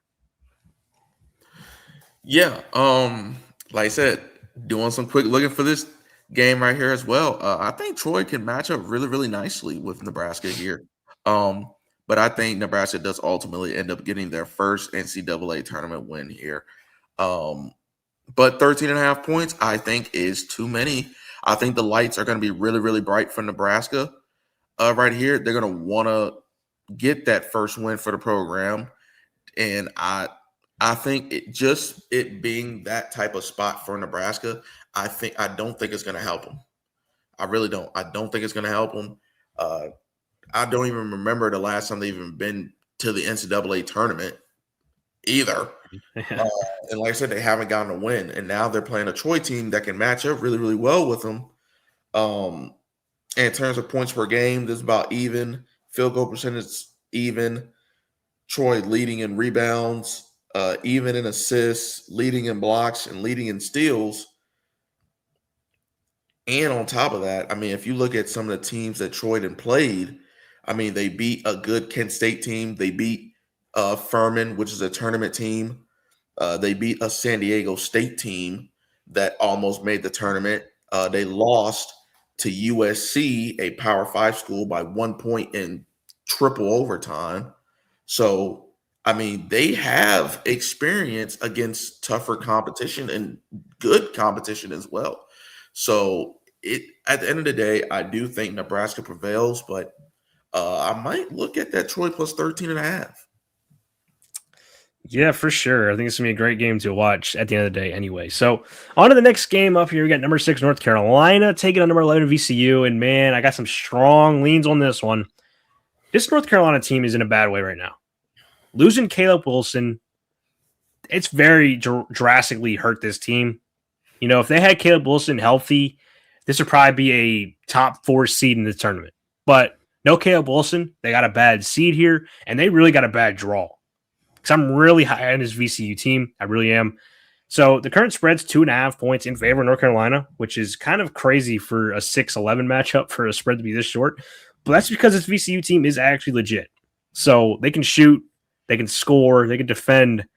I think they take down North Carolina here. And maybe this game here jump starts a deep run in the tournament. A little bit of foreshadowing there. Deshaun, what do you have for this one? Yeah, I love VCU here. Ever since Caleb Wilson's injury, North Carolina hasn't been the same team. But even with that, North Carolina was still winning games. They weren't winning big games against top tier caliber competition, but they were beating the teams that they were supposed to beat, even in Caleb Wilson's absence. I think North Carolina still has some good players on their team that can get it done. It's just not going to happen here. I think this is a really, really good spot for VCU to come in here and get the outright win. If you look at VCU's matchups, they lost by 3 to a Utah State team that's in the tournament. They lost to an NC State team that's in the tournament by 6. They beat my Cinderella team, South Florida, by 12. I mean, they also played Vanderbilt. They lost by 15. This VCU team has experience. They've played really, really good competitions. They've played really, really good teams. They just have that dog in them, man. Obviously, we can't bet VCU. We're in Virginia, so if we could, we would, but we can't. But it'd be VCU absolute money line for me. I think this is a great, great spot for VCU. All right, there we go. We're both on the VCU train. Like that one a lot. So next game up, we got number 3 Illinois taking on number 14 Penn, the Quakers out of the Ivy League, and I have a strong lean here. Give me the Quakers on the upset. They're going to beat Illinois. They're going to get it done. Now, there's some narratives you can play in this one because the Penn Quakers, they're coached by old Iowa long head time coach Fran McCaffrey. He's got this team going somehow. How he ended up at Penn, I'm not too sure. I thought he was actually a pretty good basketball coach. I thought he would end up at a better school than Penn. You know, not to say that Penn's a bad school, but I mean, come on. I thought that he would be like a power program type of school. I mean, Penn Station went there and hired him. He'd do better. He'd do better at Penn State probably than Penn. So, you know, Fran McCaffrey's a good coach. I do think he's a good coach. So he's played Illinois before.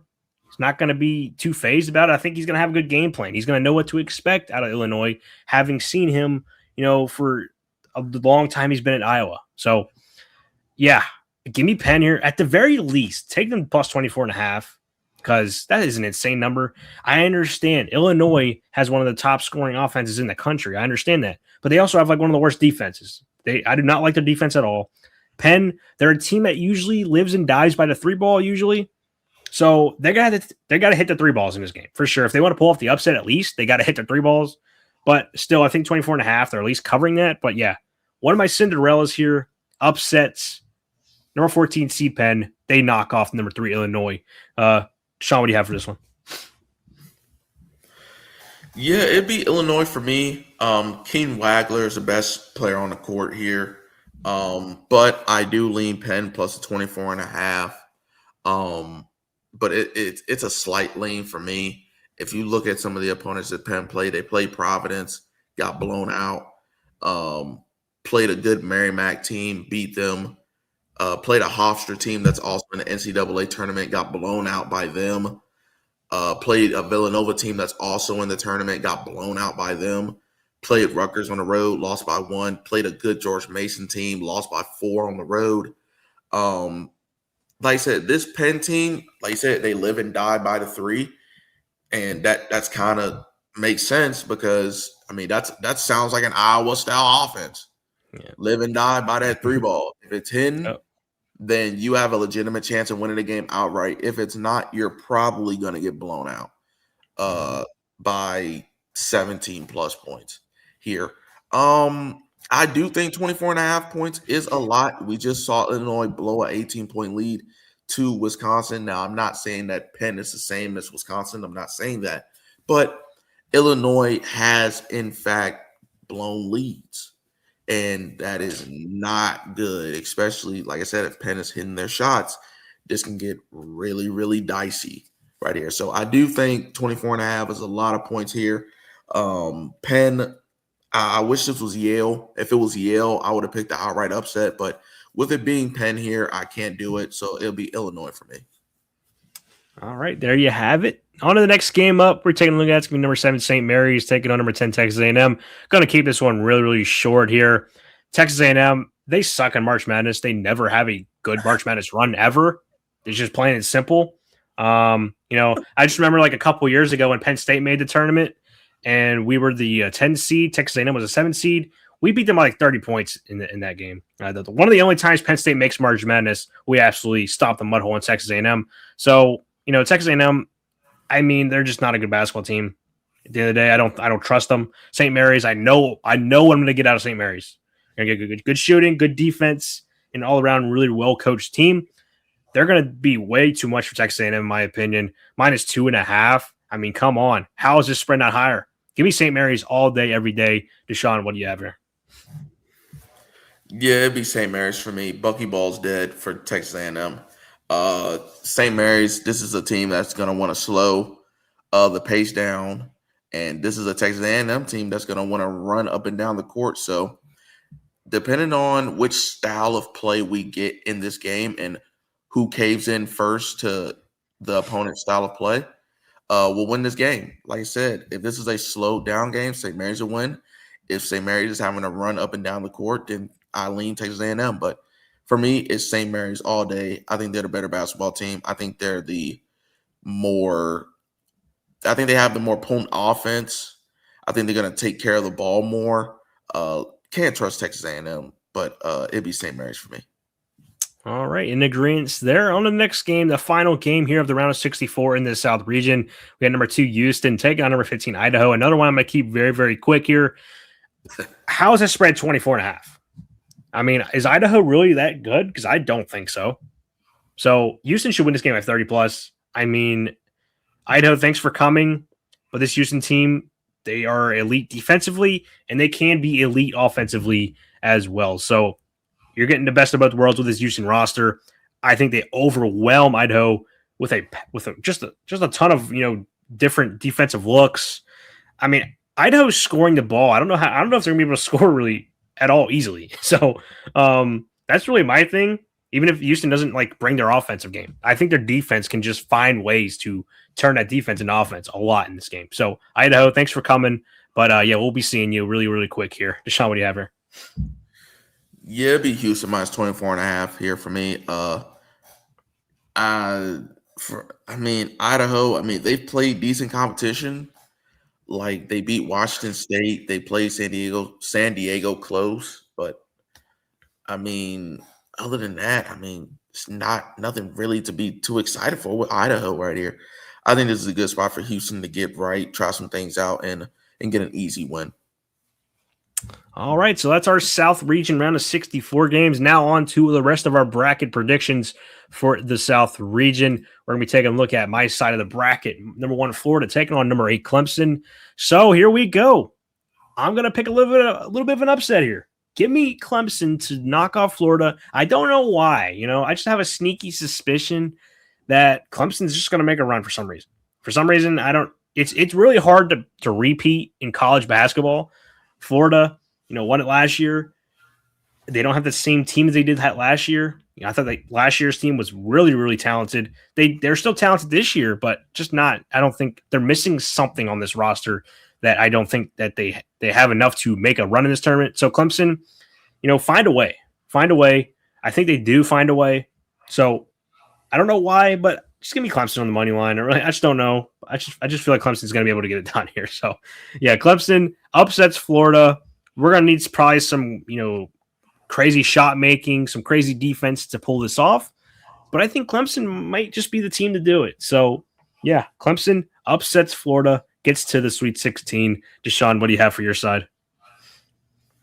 Yeah, I got Florida going against Iowa, and it's going to be Florida for me. I think they're too strong of a team here. I don't think Iowa or Clemson can honestly hang with them. It'd be Florida for me. I just think they're the better basketball team. All right, on to the next side of my bracket. We got number 5 Vanderbilt and number 4 Nebraska. Now, this could be Troy. It could be Vanderbilt versus Troy. Regardless, Vanderbilt's going to beat either one of these teams. They're, again, like I just said in the first round, they're getting healthy now. Getting Duke Miles back in there definitely is going to help bolster their roster.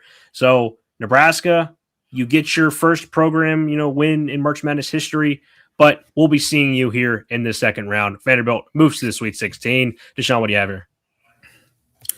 As I have it on there, I got number 5 Vanderbilt versus number 4 Nebraska. Like I said, it's Vanderbilt for me. Like I said, I do think they're significantly the better basketball team. Vanderbilt's been playing really, really good basketball. SEC runner-up. They lost to Arkansas after blowing out Florida. This team is hitting its stride at the right moment. They're hot right now, and they're on a warpath. Yes, they had to play Arkansas, but cool them off a little bit. But I think they'll easily be able to get past Nebraska. So it'll be Vanderbilt for me. All right, on to the next side of my bracket. Number 11 VCU versus number 14 Penn. What a matchup this is going to be. You got 2 double-digit seeds meeting up in the second round. Man, oh man, this is going to be one of the Cinderella runs here. One of these teams is going to do it. I wouldn't be surprised if Penn actually wins this game. I really wouldn't. But Penn, emotional win over Illinois. I think they're just going to be riding too much of a high. They're going to get overwhelmed by VCU here because I think VCU will be having the better mentality in this spot. I think VCU will lock in. VCU gets the win pretty easily here over Penn. Penn, you had a nice win against Illinois, but you lose all of your shooting in this game, and VCU will prevail to the Sweet 16. Deshaun, what do you have in your bracket? Yeah, I have another upset here. I got number 3 Illinois taking on number 11 VCU, and I have VCU moving on. Um, like I said, I think this is just a really, really good spot to take VCU. Man, I think the matchups are aligning for VCU. I think they're a good Cinderella team as well, along with South Florida, in which I think South Florida was also an 11. Yep. Or I think South Florida is also an 11. So big ups to the 11 seeds. I like what I've been seeing from both of these teams. But I think VCU will prevail. So give me VCU in the upset. Yeah, it's looking like the 11 seeds are looking like more of the upset possibilities in the 5 and 12 seeds than we usually get. So it's looking that way right now with this bracket. So next half of my bracket, I got number 7 St. Mary's taking on number 2 Houston. And man, I do love St. Mary's a lot, but I mean, I'm sorry, this is where it has to end. Again, I just think Houston, the pedigree, they're just too much for St. Mary's. I do think this game is very close. I think both these teams are pretty similar, evenly matched as well. But I do think Houston has more talent. That's probably the difference. So Houston, they will squeak out this one, but it is definitely going to be a close one. St. Mary's is going to give it all they got. So Houston moves on to the Sweet 16. Deshaun, what about your matchup? Yeah, I got the same thing. St. Mary's versus Houston, and I got Houston prevailing here. I think Sampson will have his team ready for this game. Like I said, these teams are definitely identical, but Houston just has too much here. So I would love for St. Mary's to keep going. I would love for St. Mary's to be in the championship game, but they just got a bad draw right here. So give me Houston.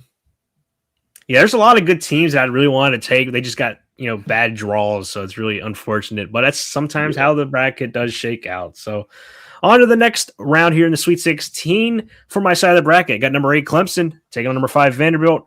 Now, Clemson, this is where your, I would say, miracle run comes to an end. Vanderbilt, I really do like this team a lot. I just think they're built together at the right time. I do think they're going to mesh together at the right time.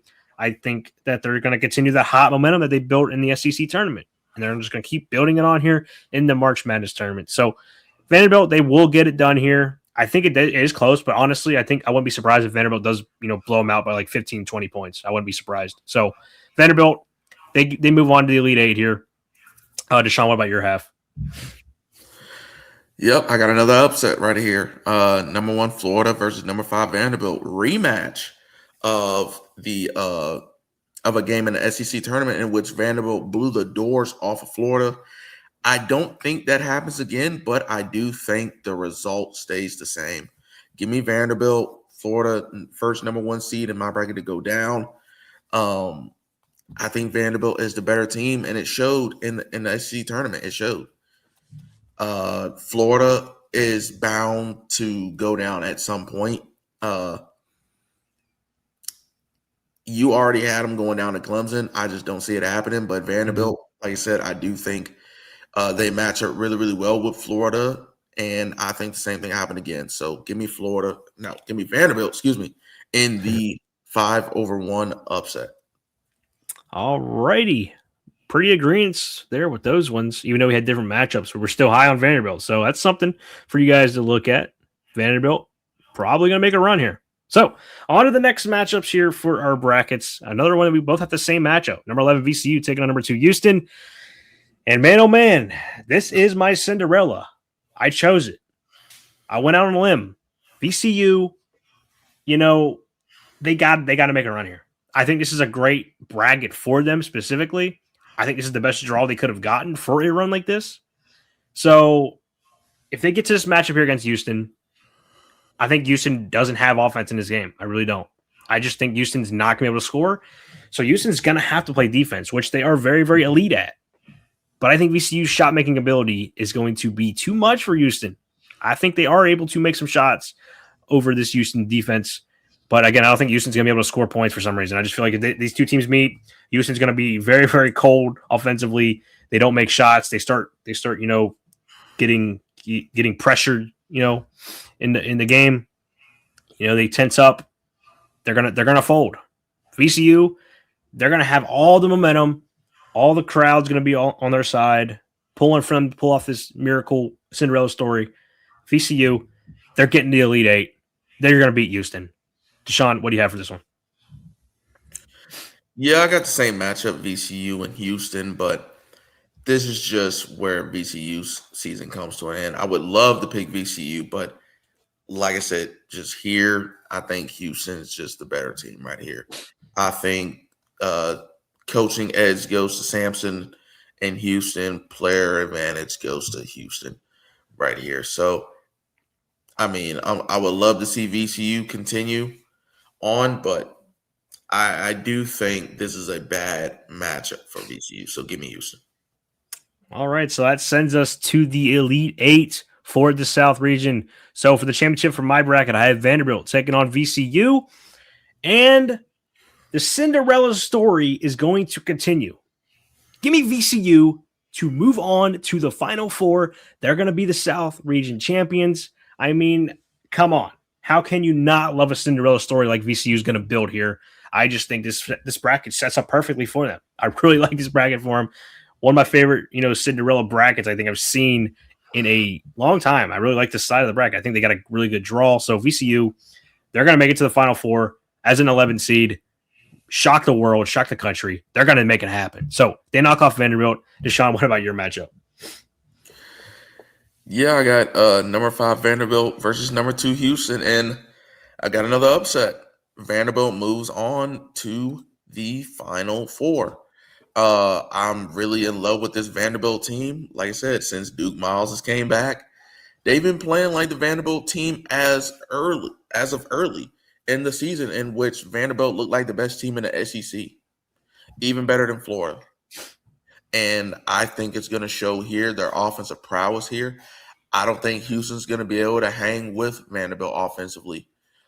Yes, like I said, Houston is decent defensively, but like I said, this isn't the year for Houston's defense to be as good as it should be. They're more of an offensive team this year.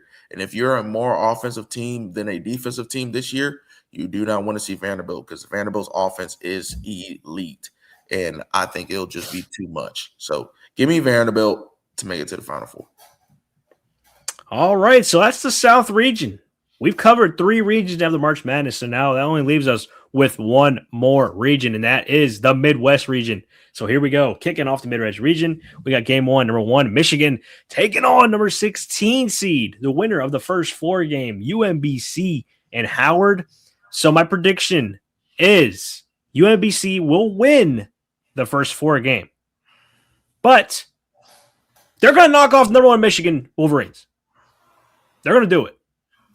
Call me crazy, but UMBC has been here before. Just recently, several years ago, when they were the 16th seed against Virginia. We all remember that game. I remember that game. That's probably going to be a game that's going to live on in the history books. Their name is the only name that has beaten a 16th seed. I think it happens here again. And could it have not come at a better time that it's Michigan on the other side? I mean, this is going to be phenomenal thing to watch here. UMBC is going to make Michigan look like a bunch of clowns out there, and I'm going to be here for it. I am going to be here for it. I can't wait to watch this go down. I really can't. UMBC, they're going to shock the world. If you guys are betting this game, sprinkle in some UMBC money line. Why not? I mean, you're getting crazy odds anyway. You probably don't have to put much on it to get, a good payout. But, I mean, I could look like a complete moron here. Michigan come out here and probably win by 100 points after this. But, man, I don't know. I don't know what it is. I can't stand Michigan. So why not? Why not UMBC? This would make my make my life probably, if I had to be completely honest, if UMBC comes out here and beats Michigan. But who's to say Howard, if they do win the first 4 game, maybe Howard beats Michigan. I wouldn't be surprised. The winner of this first 4 game is going to knock off Michigan. But, it actually doesn't sound that crazy, though, if you're actually thinking about it. Because Michigan missing one of their better players, LJ Kaysen. Michigan's been looking a little sloppy in some of their games recently without him. It's a big loss for the Michigan team. So I think, you know, UMBC is going to have enough to get it done. Do I know anything about UMBC, about their players? No, I don't. But it just feels like a spot where we're going to see some craziness happen. I don't know why. But it just feels perfect that it's Michigan on the other side. So UMBC, they're going to shock the world, put their name back in the history books once again. They knock off number 1 Michigan. They go down big time. Deshaun, what's your lean for this game? Yeah, I also got UMBC beating Howard, but ultimately losing to Michigan. Granted, I will give you that, the last time we saw UMBC in the NCAA tournament was a 16-1 upset of my Virginia Cavaliers, in which everybody won free fucking pizza. And I will never be able to live that down. But granted, the following year we won the national championship, so it really doesn't matter. Yeah. I'm not sure if I'm gonna fully get there in terms of saying that UMBC will outright beat Michigan. Yes, Michigan has been playing a little more sloppy than we're used to seeing them. I mean, these matchups for Michigan, even though it's been against really good competition, has been closer than it would have been in a regular season. It's been a lot closer. You're getting these teams' best efforts, and it's showing. Michigan State's in 3-point games, 2-point games. Coming down to the final seconds, even losing games. In which, like I said, they just lost to Purdue in the Big Ten championship game. But like I said, UMBC, who else but them? They have been 2 16-1 upsets so far. One was us, and I think the other one was Purdue. I think Purdue was a 1, and they got upset by Fairleigh Dickinson. Okay, yeah. But yeah, if it was anybody, why would it not be UMBC? I'm not mad at anyone trying to take a stab at UMBC. They've done it before. They can do it again. But I'm not on there. I'm actually going to lean UMBC first half ATS. UMBC is a first half team. And so I think they're going to give their best effort in the first half. I think it's going to be a very, very close first half, into which a lot of people are going to be looking like Michigan might be in danger, but I think Michigan ends up pulling it out. All right, well, there you have it. That was probably my biggest upset here of the entire March Madness. I mean, it has to be. If you're taking a 16 seed, if you're taking a 16 seed over 1 seed, I mean, I don't know if very many people are going to have that on their brackets, but I'm going to have that on there. See how it goes. But on to the next game here, we got number 8 Georgia taking on number St. Louis. Got to keep this one pretty quick as well. I like this St. Louis team. I don't like this Georgia team, mainly because St. Louis has Robbie Avila, one of my favorite players to watch in college basketball. He's an absolute baller on the court, can do a lot. So I think he's too much for Georgia here. St. Louis, like them a lot. They're going to move on to the next round. Deshaun, what do you have here? Yeah, this is going to be pretty quick for me. Give me St. Louis in the 2.5. F Georgia. It's just a complete fade of them. They hurt my feelings the last time I bet on them. So I'm going to fade them here. And I think it works. St. Louis is a good team. Do not get me wrong. They are a very good team. Georgia, very high octane offense. St. Louis, same way. Both teams want to run. But like I said, I'm not a fan of Georgia right now, so I'm completely fading them. So give me St. Louis. There you go. St. Louis all day there. On the next one, here we go. Another one of these matchups. Number 5, Texas Tech. Taking on number 12, Akron. And you guys know there's always one of these every March Madness, it seems. However, I'm not seeing it here in this one. I got all 5 seeds moving on to the next round. Texas Tech will move on. I know this is probably the most popular 12-5 upset in March Madness. I think this is probably the one the public is most on in terms of the upset happening. However, I just think there's a situation where Texas Tech is going to come out here and win. I understand there's no JT Toppin out there, but still Texas Tech has a lot of talent. Akron has been playing good ball as well. It's going to be a great game, but ultimately I do think Texas Tech is able to run away with this game for some reason. I don't know why, but yeah, I understand Akron's a popular pick to win, but for some reason I just feel like Texas Tech is going to be able to pull this one out pretty easily as well. So, Sean, what do you have for this one? Yeah, this is a 12-5 upset for me. Give me Akron. Give me Akron. Give me the Zips. Plus 7.5. Give me Akron on the money line. Like I said, this Texas Tech team just isn't the same without them. They're just not. And I know this is a popular pick, but like I said, it's bound to happen. If you got UMBC beating Michigan a 16-1, there has to be a 12-5. Has to be. Has to be a 12-5. There's going to be a 16-1. And I think this is the most, well, I wouldn't say the most likely one because I also like kind of like High Point as well. But Akron plus 7.5. I think they could definitely hang with Texas Tech here and keep it close. I think this will be a very, very close game. And I think Akron probably wins the game by 2-3 points in the final seconds. So give me Akron plus 7.5 and outright money line in the upset. All right, there you have it for that one. On a game number 4 of the Midwest region, number 4 Alabama taking on number 13 Hofstra. Now, this one is also a toss-up for me because I really did like Hofstra. However, Alabama has a high potent offense. They can score with the best of them. I think that is eventually the difference. If Hofstra could play some defense in this game, they're probably going to have a chance to win this game. However, I am going to lean Hofstra on the plus 13.5 spread. I do think they can keep it close. If they can play some defense, that's really just come down to, can Hofstra put some defense, get some stops together? If they do that, they should be able to cover the 13.5 point spread. But I do think Alabama will eventually pull this one out just because of their high potent offense. So, Sean, what do you have for this one? Yeah, it would be Bama for me. I don't know too much about Hofstra. I mean, if you look at some of the games that Hofstra's played, I mean, they lost by 4 at UCF, lost to Iona, lost to Temple. They beat your Penn team by 17 points. They beat a lowly Pitt team. They beat a lowly Syracuse team. They beat a decent Quinnipiac team. So, like I said, I mean, they've been decent teams and stuff like that, but I just think Alabama just has too much and stuff like that. So, give me Alabama. All right, in agreement there. On the next game up here now. Here we go. Number 6, Tennessee, taking on the winner of the first 4 game between Miami, Ohio, and SMU. And I mean, man, these 6 versus 11 matchups are looking a whole lot better than these 5-12s. I got another 11 upset here. Give me Miami, Ohio to knock off SMU, which will be another upset as SMU is 7.5 point favorites to beat Miami, Ohio. I got Miami, Ohio outright winning that game and coming in here against Tennessee and beating the Tennessee Volunteers to move on to the round of 32.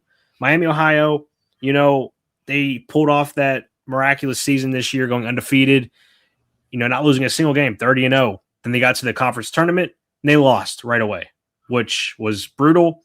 But they're getting the invite to the tournament here, rightfully so. I do think they deserve to be here, having a season like that. But, getting this matchup against Tennessee, I also love this matchup a lot. This Tennessee team is not the stronger Tennessee teams that we've seen in years past. They're not. So Miami, Ohio, a lot of aura around this program. I think the fans are going to be on their side here. I like Miami, Ohio here to play a very, very competitive game and pull off the upset over number 6, Tennessee. So, Deshaun, what do you have here? Yeah, I think the line for Miami, Ohio, and SMU was outright disrespectful for a team that's 31-1 on the season. In Miami, Ohio, I think Miami, Ohio should have been clearly in, not even having to play a play-in game, but it is what it is. Getting 8.5 with Miami, Ohio, like I said, is just outright disrespectful over a SMU team who barely got in themselves and really hasn't been playing that well either. Miami, Ohio, I think is the better basketball team. I think they win the game outright, and they go play Tennessee, and I think they beat them outright as well. Like I said, I'm not too in love with this Tennessee team as well. This isn't the same Tennessee team as of old. They're younger, relying on a freshman to get things done for them, and I think it's going to be their downfall. So give me Miami, Ohio to beat SMU outright and upset Tennessee. Yeah, and I mean, SMU probably shouldn't even be in the tournament to begin with. I thought Oklahoma or Auburn should have been in over them because I just don't think this SMU team is actually good at all. So, one of those things there. But I do think Miami, Ohio, they're going to come out here and put on a show here. They need it. So on the next game up here, we got number 3 Virginia, Deshaun's Virginia Cavaliers taking on number 14 Wright State. Now I was going back and forth on this one a lot as well. I really did. I thought this would be an upset for me. I thought I would be taking Wright State. However, seeing trying to dig a little bit deeper in this matchup, I think Virginia they actually are a very, very good team. So I do think Virginia has come out here and put together a very strong performance. I think their defense is going to be overwhelming Wright State in this game. If Wright State could find ways to shoot in this game, they might be able to stay in it. But I just don't know if Wright State could hit enough shots to stay in the game. That's why I'm concerned. That's why I like Virginia minus 18.5 points as well. So Virginia, they're going to move on pretty easily here in the first round. Deshaun, take it away. Yeah, this is Virginia for me. Obviously, we can't bet this game.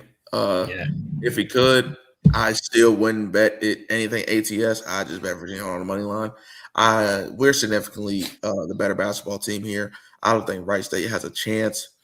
Under Ryan Odom, we're almost like those old Tony Bennett teams. Really good defensively and really good offensively. And I think that's us this year right here. I think there's something special with our roster here. I think that the draws that we're going to have is going to be very, very good for us in making a deep run.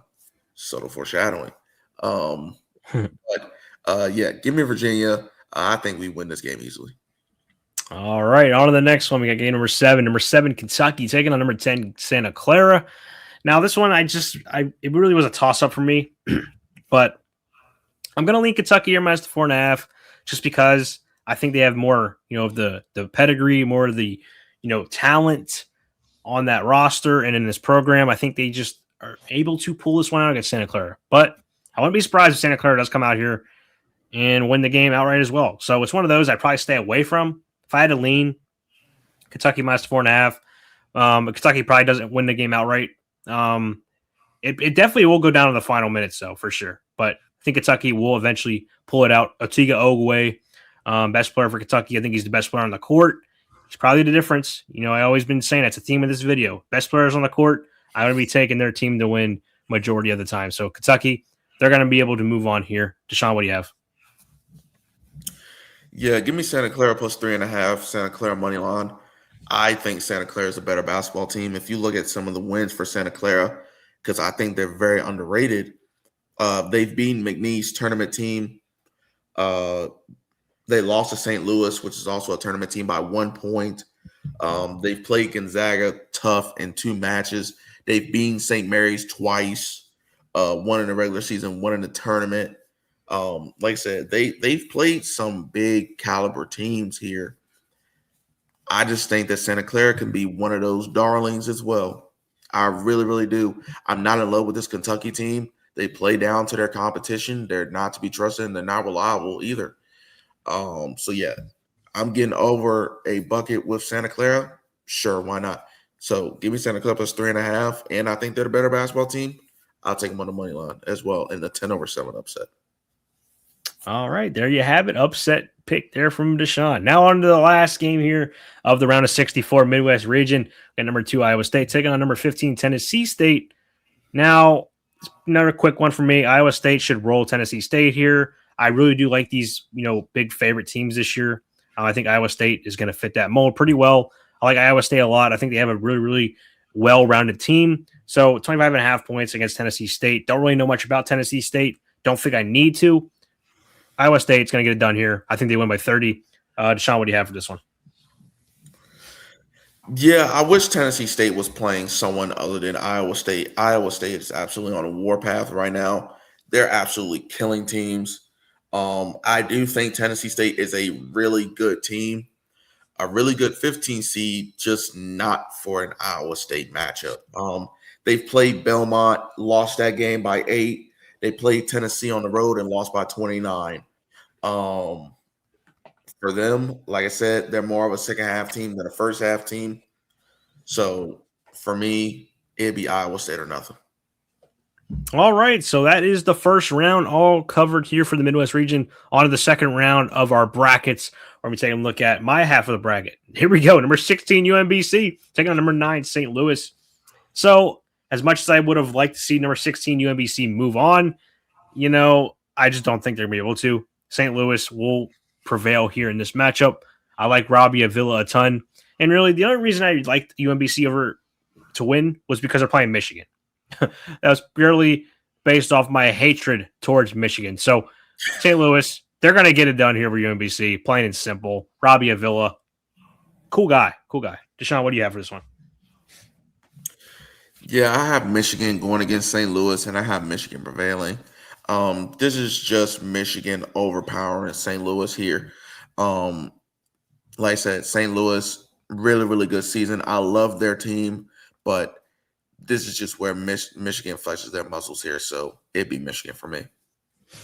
All right, now on to my other side here. We got number 5, Texas Tech, taking on number 4, Alabama. Should be a pretty good game, but again, no JT Toppin for Texas Tech, I think, is the difference here. Alabama will be able to get the win here. Could be close, but I do think eventually Alabama will pull away, especially later in this game. So, again, no JT Toppin. I can't see Texas Tech making a deep run without him. So, Alabama, they will get the win here. Deshaun, what about your half? Yeah, I have number 12 Akron versus number 4 Bama, and another upset for me. I got number 12 Akron defeating number 4 Alabama. This is a typical Alabama choke job for me. Alabama usually does it every time they're in the tournament. They choke at some point. And I think this is a good spot for them here. I think this is a good matchup for Akron, in which I think that they kind of stifle Bama offensively to where they get Bama to kind of run at Akron's pace. And I think Akron can absolutely set the tone here. Like I said, Bama, they definitely play down to their competition. They can easily lose a game. They will give up a bunch of shots and stuff like that. This is a offensive center team. If they're not hitting shots, they're probably going to lose. If they are hitting shots, they're probably going to score in the hundreds. And you better hope you're hitting shots too. If not, you're going to get absolutely waxed. But I think Akron can hang with Bama. And like I said, Bama just plays down on their competition. So give me Akron in the upset. All right, there's Deshaun's Cinderella run there with Akron. All right, we both have the same matchup here. Number 11, Miami, Ohio, taking on number 3, Virginia.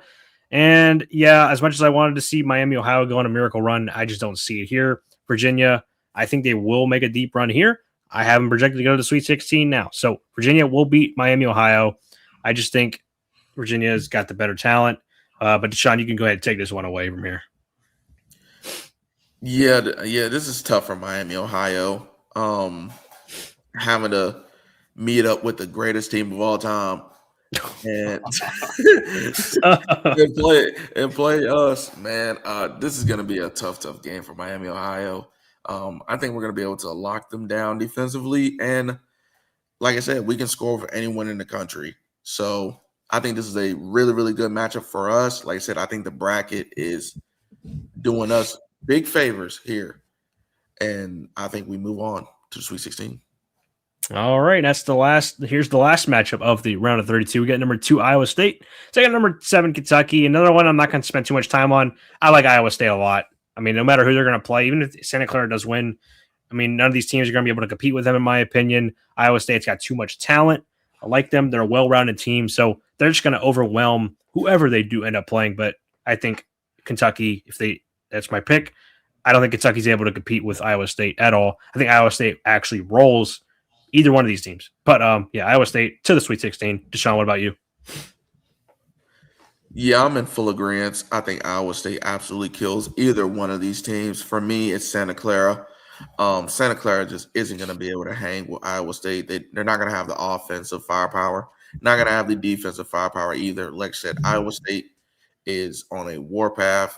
They're playing absolutely great basketball as of right now, heading into the tournament, and they're significantly the better basketball team here. So it'd be Iowa State for me. All righty, on to the Sweet 16 now, the Midwest region. I got number 9, St. Louis, number 4, Alabama. Going to go on another miracle run here. St. Louis to the Elite 8. They're going to beat Alabama here. Again, I like the Robbie Avila aura about him. He just has an aura. Plain and simple. I like it. I think he's going to prevail here in this spot. So, St. Louis, There were my Cinderella runs here in the Midwest region. Why not them? I mean, if I'm going to have a crazy bracket like this, why not just go ahead and send St. Louis to the Elite Eight? That's what I'm doing here. Hopefully it does turn out in my favor because I would look like an absolute genius or an absolute moron, depending on how these turn out. But Deshaun, what about your half of the bracket here? Yeah, I have number 1 Michigan versus number 13 Akron, and this is where Akron's Cinderella story ends. I think Michigan is just too good for them. I mean, this is going to be a demolishment here. Akron can't hang with Michigan, and like I said, this is breaking well for Michigan as well, getting Akron right here. So it'd be Michigan for me. All right, on to the last part of it here. We got same matchup, number 3 Virginia taking on number 2 Iowa State. Again, it's going to be a great matchup. Probably one of the better matchups if these two teams do end up meeting in the tournament. But I think Iowa State is going to be able to edge out Virginia. I really do. I just really like their talent, their team. I think they will make it to the Elite Eight. They knock off Virginia in a close one, but they do knock off Virginia. Deshaun, what about you? Yeah, no, I'm sticking to the big guns right here. Give me Virginia. Like I said, when we're hot, we're hot. It's as simple as that. Iowa State, yes, they're a really, really good basketball team right here, but they ain't seen nobody like Virginia. And you know, I tell you, they ain't seen nobody like Virginia. And we're going to be able to stymie Iowa State here. I think Iowa State's offense isn't going to show up for this game. I think defensively we lock down here. We have good scores, and Malik Thomas, Chance Mallory, DeRitter, Grunlow can hit threes from the top of the key as a center for us. Man, I really do think it's our year this year, and we're gonna have to win the big games. We won the Natty. We had to go through a gauntlet. There were close games, overtime games, and some, but we prevailed, and I think that happens here. So give me UVA. All righty. So the Elite Eight matchup, we got St. Louis and Iowa State. However, this is where St. Louis miracle story ends. Iowa State, too much to handle for St. Louis. So Iowa State, keep it simple here. Love Robbie Avila. He has a crazy run in the March Madness, but this is where it ends. Iowa State to the Final Four. Deshaun, what about you? Yeah. Obviously, everyone should know where I'm going with this. Virginia to the Final Four. Like I said, I mean, Michigan's team reminds me a lot of Texas Tech's team that we played in the national championship the year that we won. They remind me a lot like them. It's going to be a very, very close game, back and forth. But ultimately, I think we get the best of them. Michigan has been getting a lot of hype all year. Usually, East Coast teams win, and yes, Michigan is kind of on the East Coast by a little bit, but they're not making it. Nah. Another 1 seed goes down to the best team in the tournament. All righty. So we now have our Final Four set up. My half is number 1 Duke taking number 11 VCU. And sadly, this is where VCU's miracle story does end. Duke, I think, they're the second best team in the tournament. So I'm going to have them beating VCU. I think VCU does actually get stomped here, if I'm being completely honest, just because I think the attention, too much hype around this game, VCU is not going to be ready for it. So Duke, if they get to the national championship game, Deshaun, what about your half of the Final Four? Yeah, I have number 1 Duke versus number 5 Vanderbilt, and we've all seen this movie before. Duke always choking, always losing a game, not making it to the championship game, and it continues here. Sorry, John Shire, but it ends. Give me Vandy. They're going to upset Duke here. I think, like I said, Vandy's offensive firepower can hang with Duke. Like I said, Duke is a very, very good team, a very good shooting team, but so is Vanderbilt. And Cameron Boozer, I don't think he's not going to get all these foul calls he's been getting. He's been flopping and stuff like that. He's getting every call. I don't think it's going to happen in this game right here. I think Vanderbilt will be able to stymie Duke defensively. And like I said, this is an occasional thing from Duke. They do it every year. They choke and they sell. And I think it happens again. So give me Vanderbilt to make it to the national championship. All righty, now to the other side of my Final Four. I got Arizona taking on number 2 Iowa State. Going to be a great matchup here. It really is. But at the end of the day, Arizona, I believe, is the best team in the tournament. So, of course, I'm going to take Arizona to beat Iowa State. It's going to be a great game to watch for sure if these two teams do end up meeting. But yeah, Arizona, they're going to get the nod. They're going to the national championship to take on Duke. Deshaun, what about your half? Yeah, I got number 1 Arizona versus number 3 Virginia. And like I said, Virginia is the best team in this tournament. Give me Virginia. Now, I did say that Iowa State, I said Michigan reminds me of the Texas Tech team that we played in the national championship. Arizona reminds me of the Purdue team that we played before getting to Texas Tech with Edwards, short light-skinned kid that was hitting all those shots for Purdue. Arizona reminds me just like them. They're almost identical team there. And I think that's a game that'll probably go to OT. Honestly, I think this game will probably go to OT, and it's not going to end the way that game ended, but I do think we end up prevailing. Like I said, we do have a G leaguer on our team. I think we have good bigs that can shoot threes. We have good guards. We have length. We have size. I think we match up good with Arizona offensively, and I think we match up good with them defensively. So give me UVA to take on Vanderbilt in the national championship. So that makes us get to our final matchup here. It's the national championship game. So for my matchup, we got Arizona taking on Duke. So this is going to be a great game to watch, and these are the two best teams in the tournament. So it just makes sense that I have them meeting up together in the national championship to decide the national champion.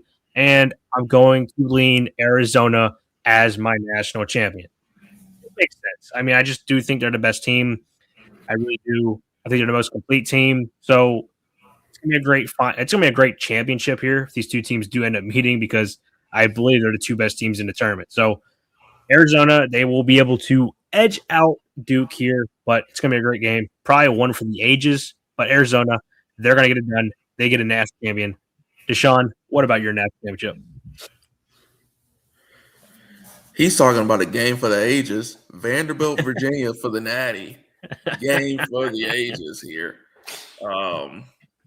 Man, give me Virginia. We didn't come this far to let it all slip away. This is, like you said, man, this is our year. I think we're better than Vanderbilt defensively. Offensively, I would say Vanderbilt is a slightly better, but I think we can hang. And like I said, I give the edge to us and Ryan Odom. Like I said, Virginia's been in this spot before. Vanderbilt has not. It's just as simple as that. And Virginia coming off a win against, honestly, the best team in the country, Arizona, and Vanderbilt coming off a good win against Duke. I think you got to give it to Virginia here. I think you do. In this spot, I think we want it more. And I think we bring a second natty home. So give me UVA, national champion. So those are our national champions. We went through each region, each matchup, potential matchup. We picked our predictions. We picked our line predictions, at least for the first round. Now, this is why I highly implore you guys, talked about a couple times throughout this video, you're going to want to join that free Discord because are we going to be perfect on these brackets? Probably not. Probably freaking not. It's hard to pick a perfect bracket. Nobody ever does that. But we tried. Those are our bracket predictions for this year's March Madness. We'll see if some of them do turn out, but maybe not. We'll see. Maybe we talked about some games. We're going to be complete morons. But I thought this was a great video here with Deshaun, breaking down these games, picking our predictions. So now it's up to you guys to make the final decision. Always bet responsibly on these picks. It's March Madness. It can get crazy. The highs and the lows are probably going to be insane this year. But, yeah, this is going to be a fun tournament. And, again, I mean, I highly implore you guys, get in that free Discord. Get the updated news, updated picks, updated, projections, stuff like that. It's in the Discord. Also, if you have any questions about, specific games you want to take a look at, you also can drop it in there. Me and Deshaun, maybe other people in there as well. They can answer your questions. Maybe they have insight that you probably find, enjoy. So, yeah, that's our national championship March Madness prediction video. Deshaun, do you have anything you want to say before we wrap this thing up? Yeah, get used to seeing Virginia as your national champion. It's just as simple as that. Yes, I'm a UVA fan, but ultimately, I do think this is a good bracket for UVA to move on. Yes, we're going to have to beat some good teams, but like I said, we've done it before. We can do it again. So, there's going to be a lot of good value in this tournament this year, especially for bettors here. There's going to be a lot of times where you can bet the dog, get the points with them and stuff like that. So I think this is going to be a very profitable March Madness for us. All right, so that was our March Madness video. If you guys enjoyed it, if you made it this far in the video, you're a real one. Drop a like on the video. Also, if you're new here, subscribe to the channel. Drop really daily picks every single day. Also, if you guys like some of Deshaun's stuff, I'll link his channel down in the description below. He's the host of the Bell to the Books YouTube channel. Drops free daily picks every single day. So go over there, check him out. Also, he's in the free Discord. You're going to want to see him in there as well. So that's it for this one, guys. Thanks for watching, and we'll see you in the next one.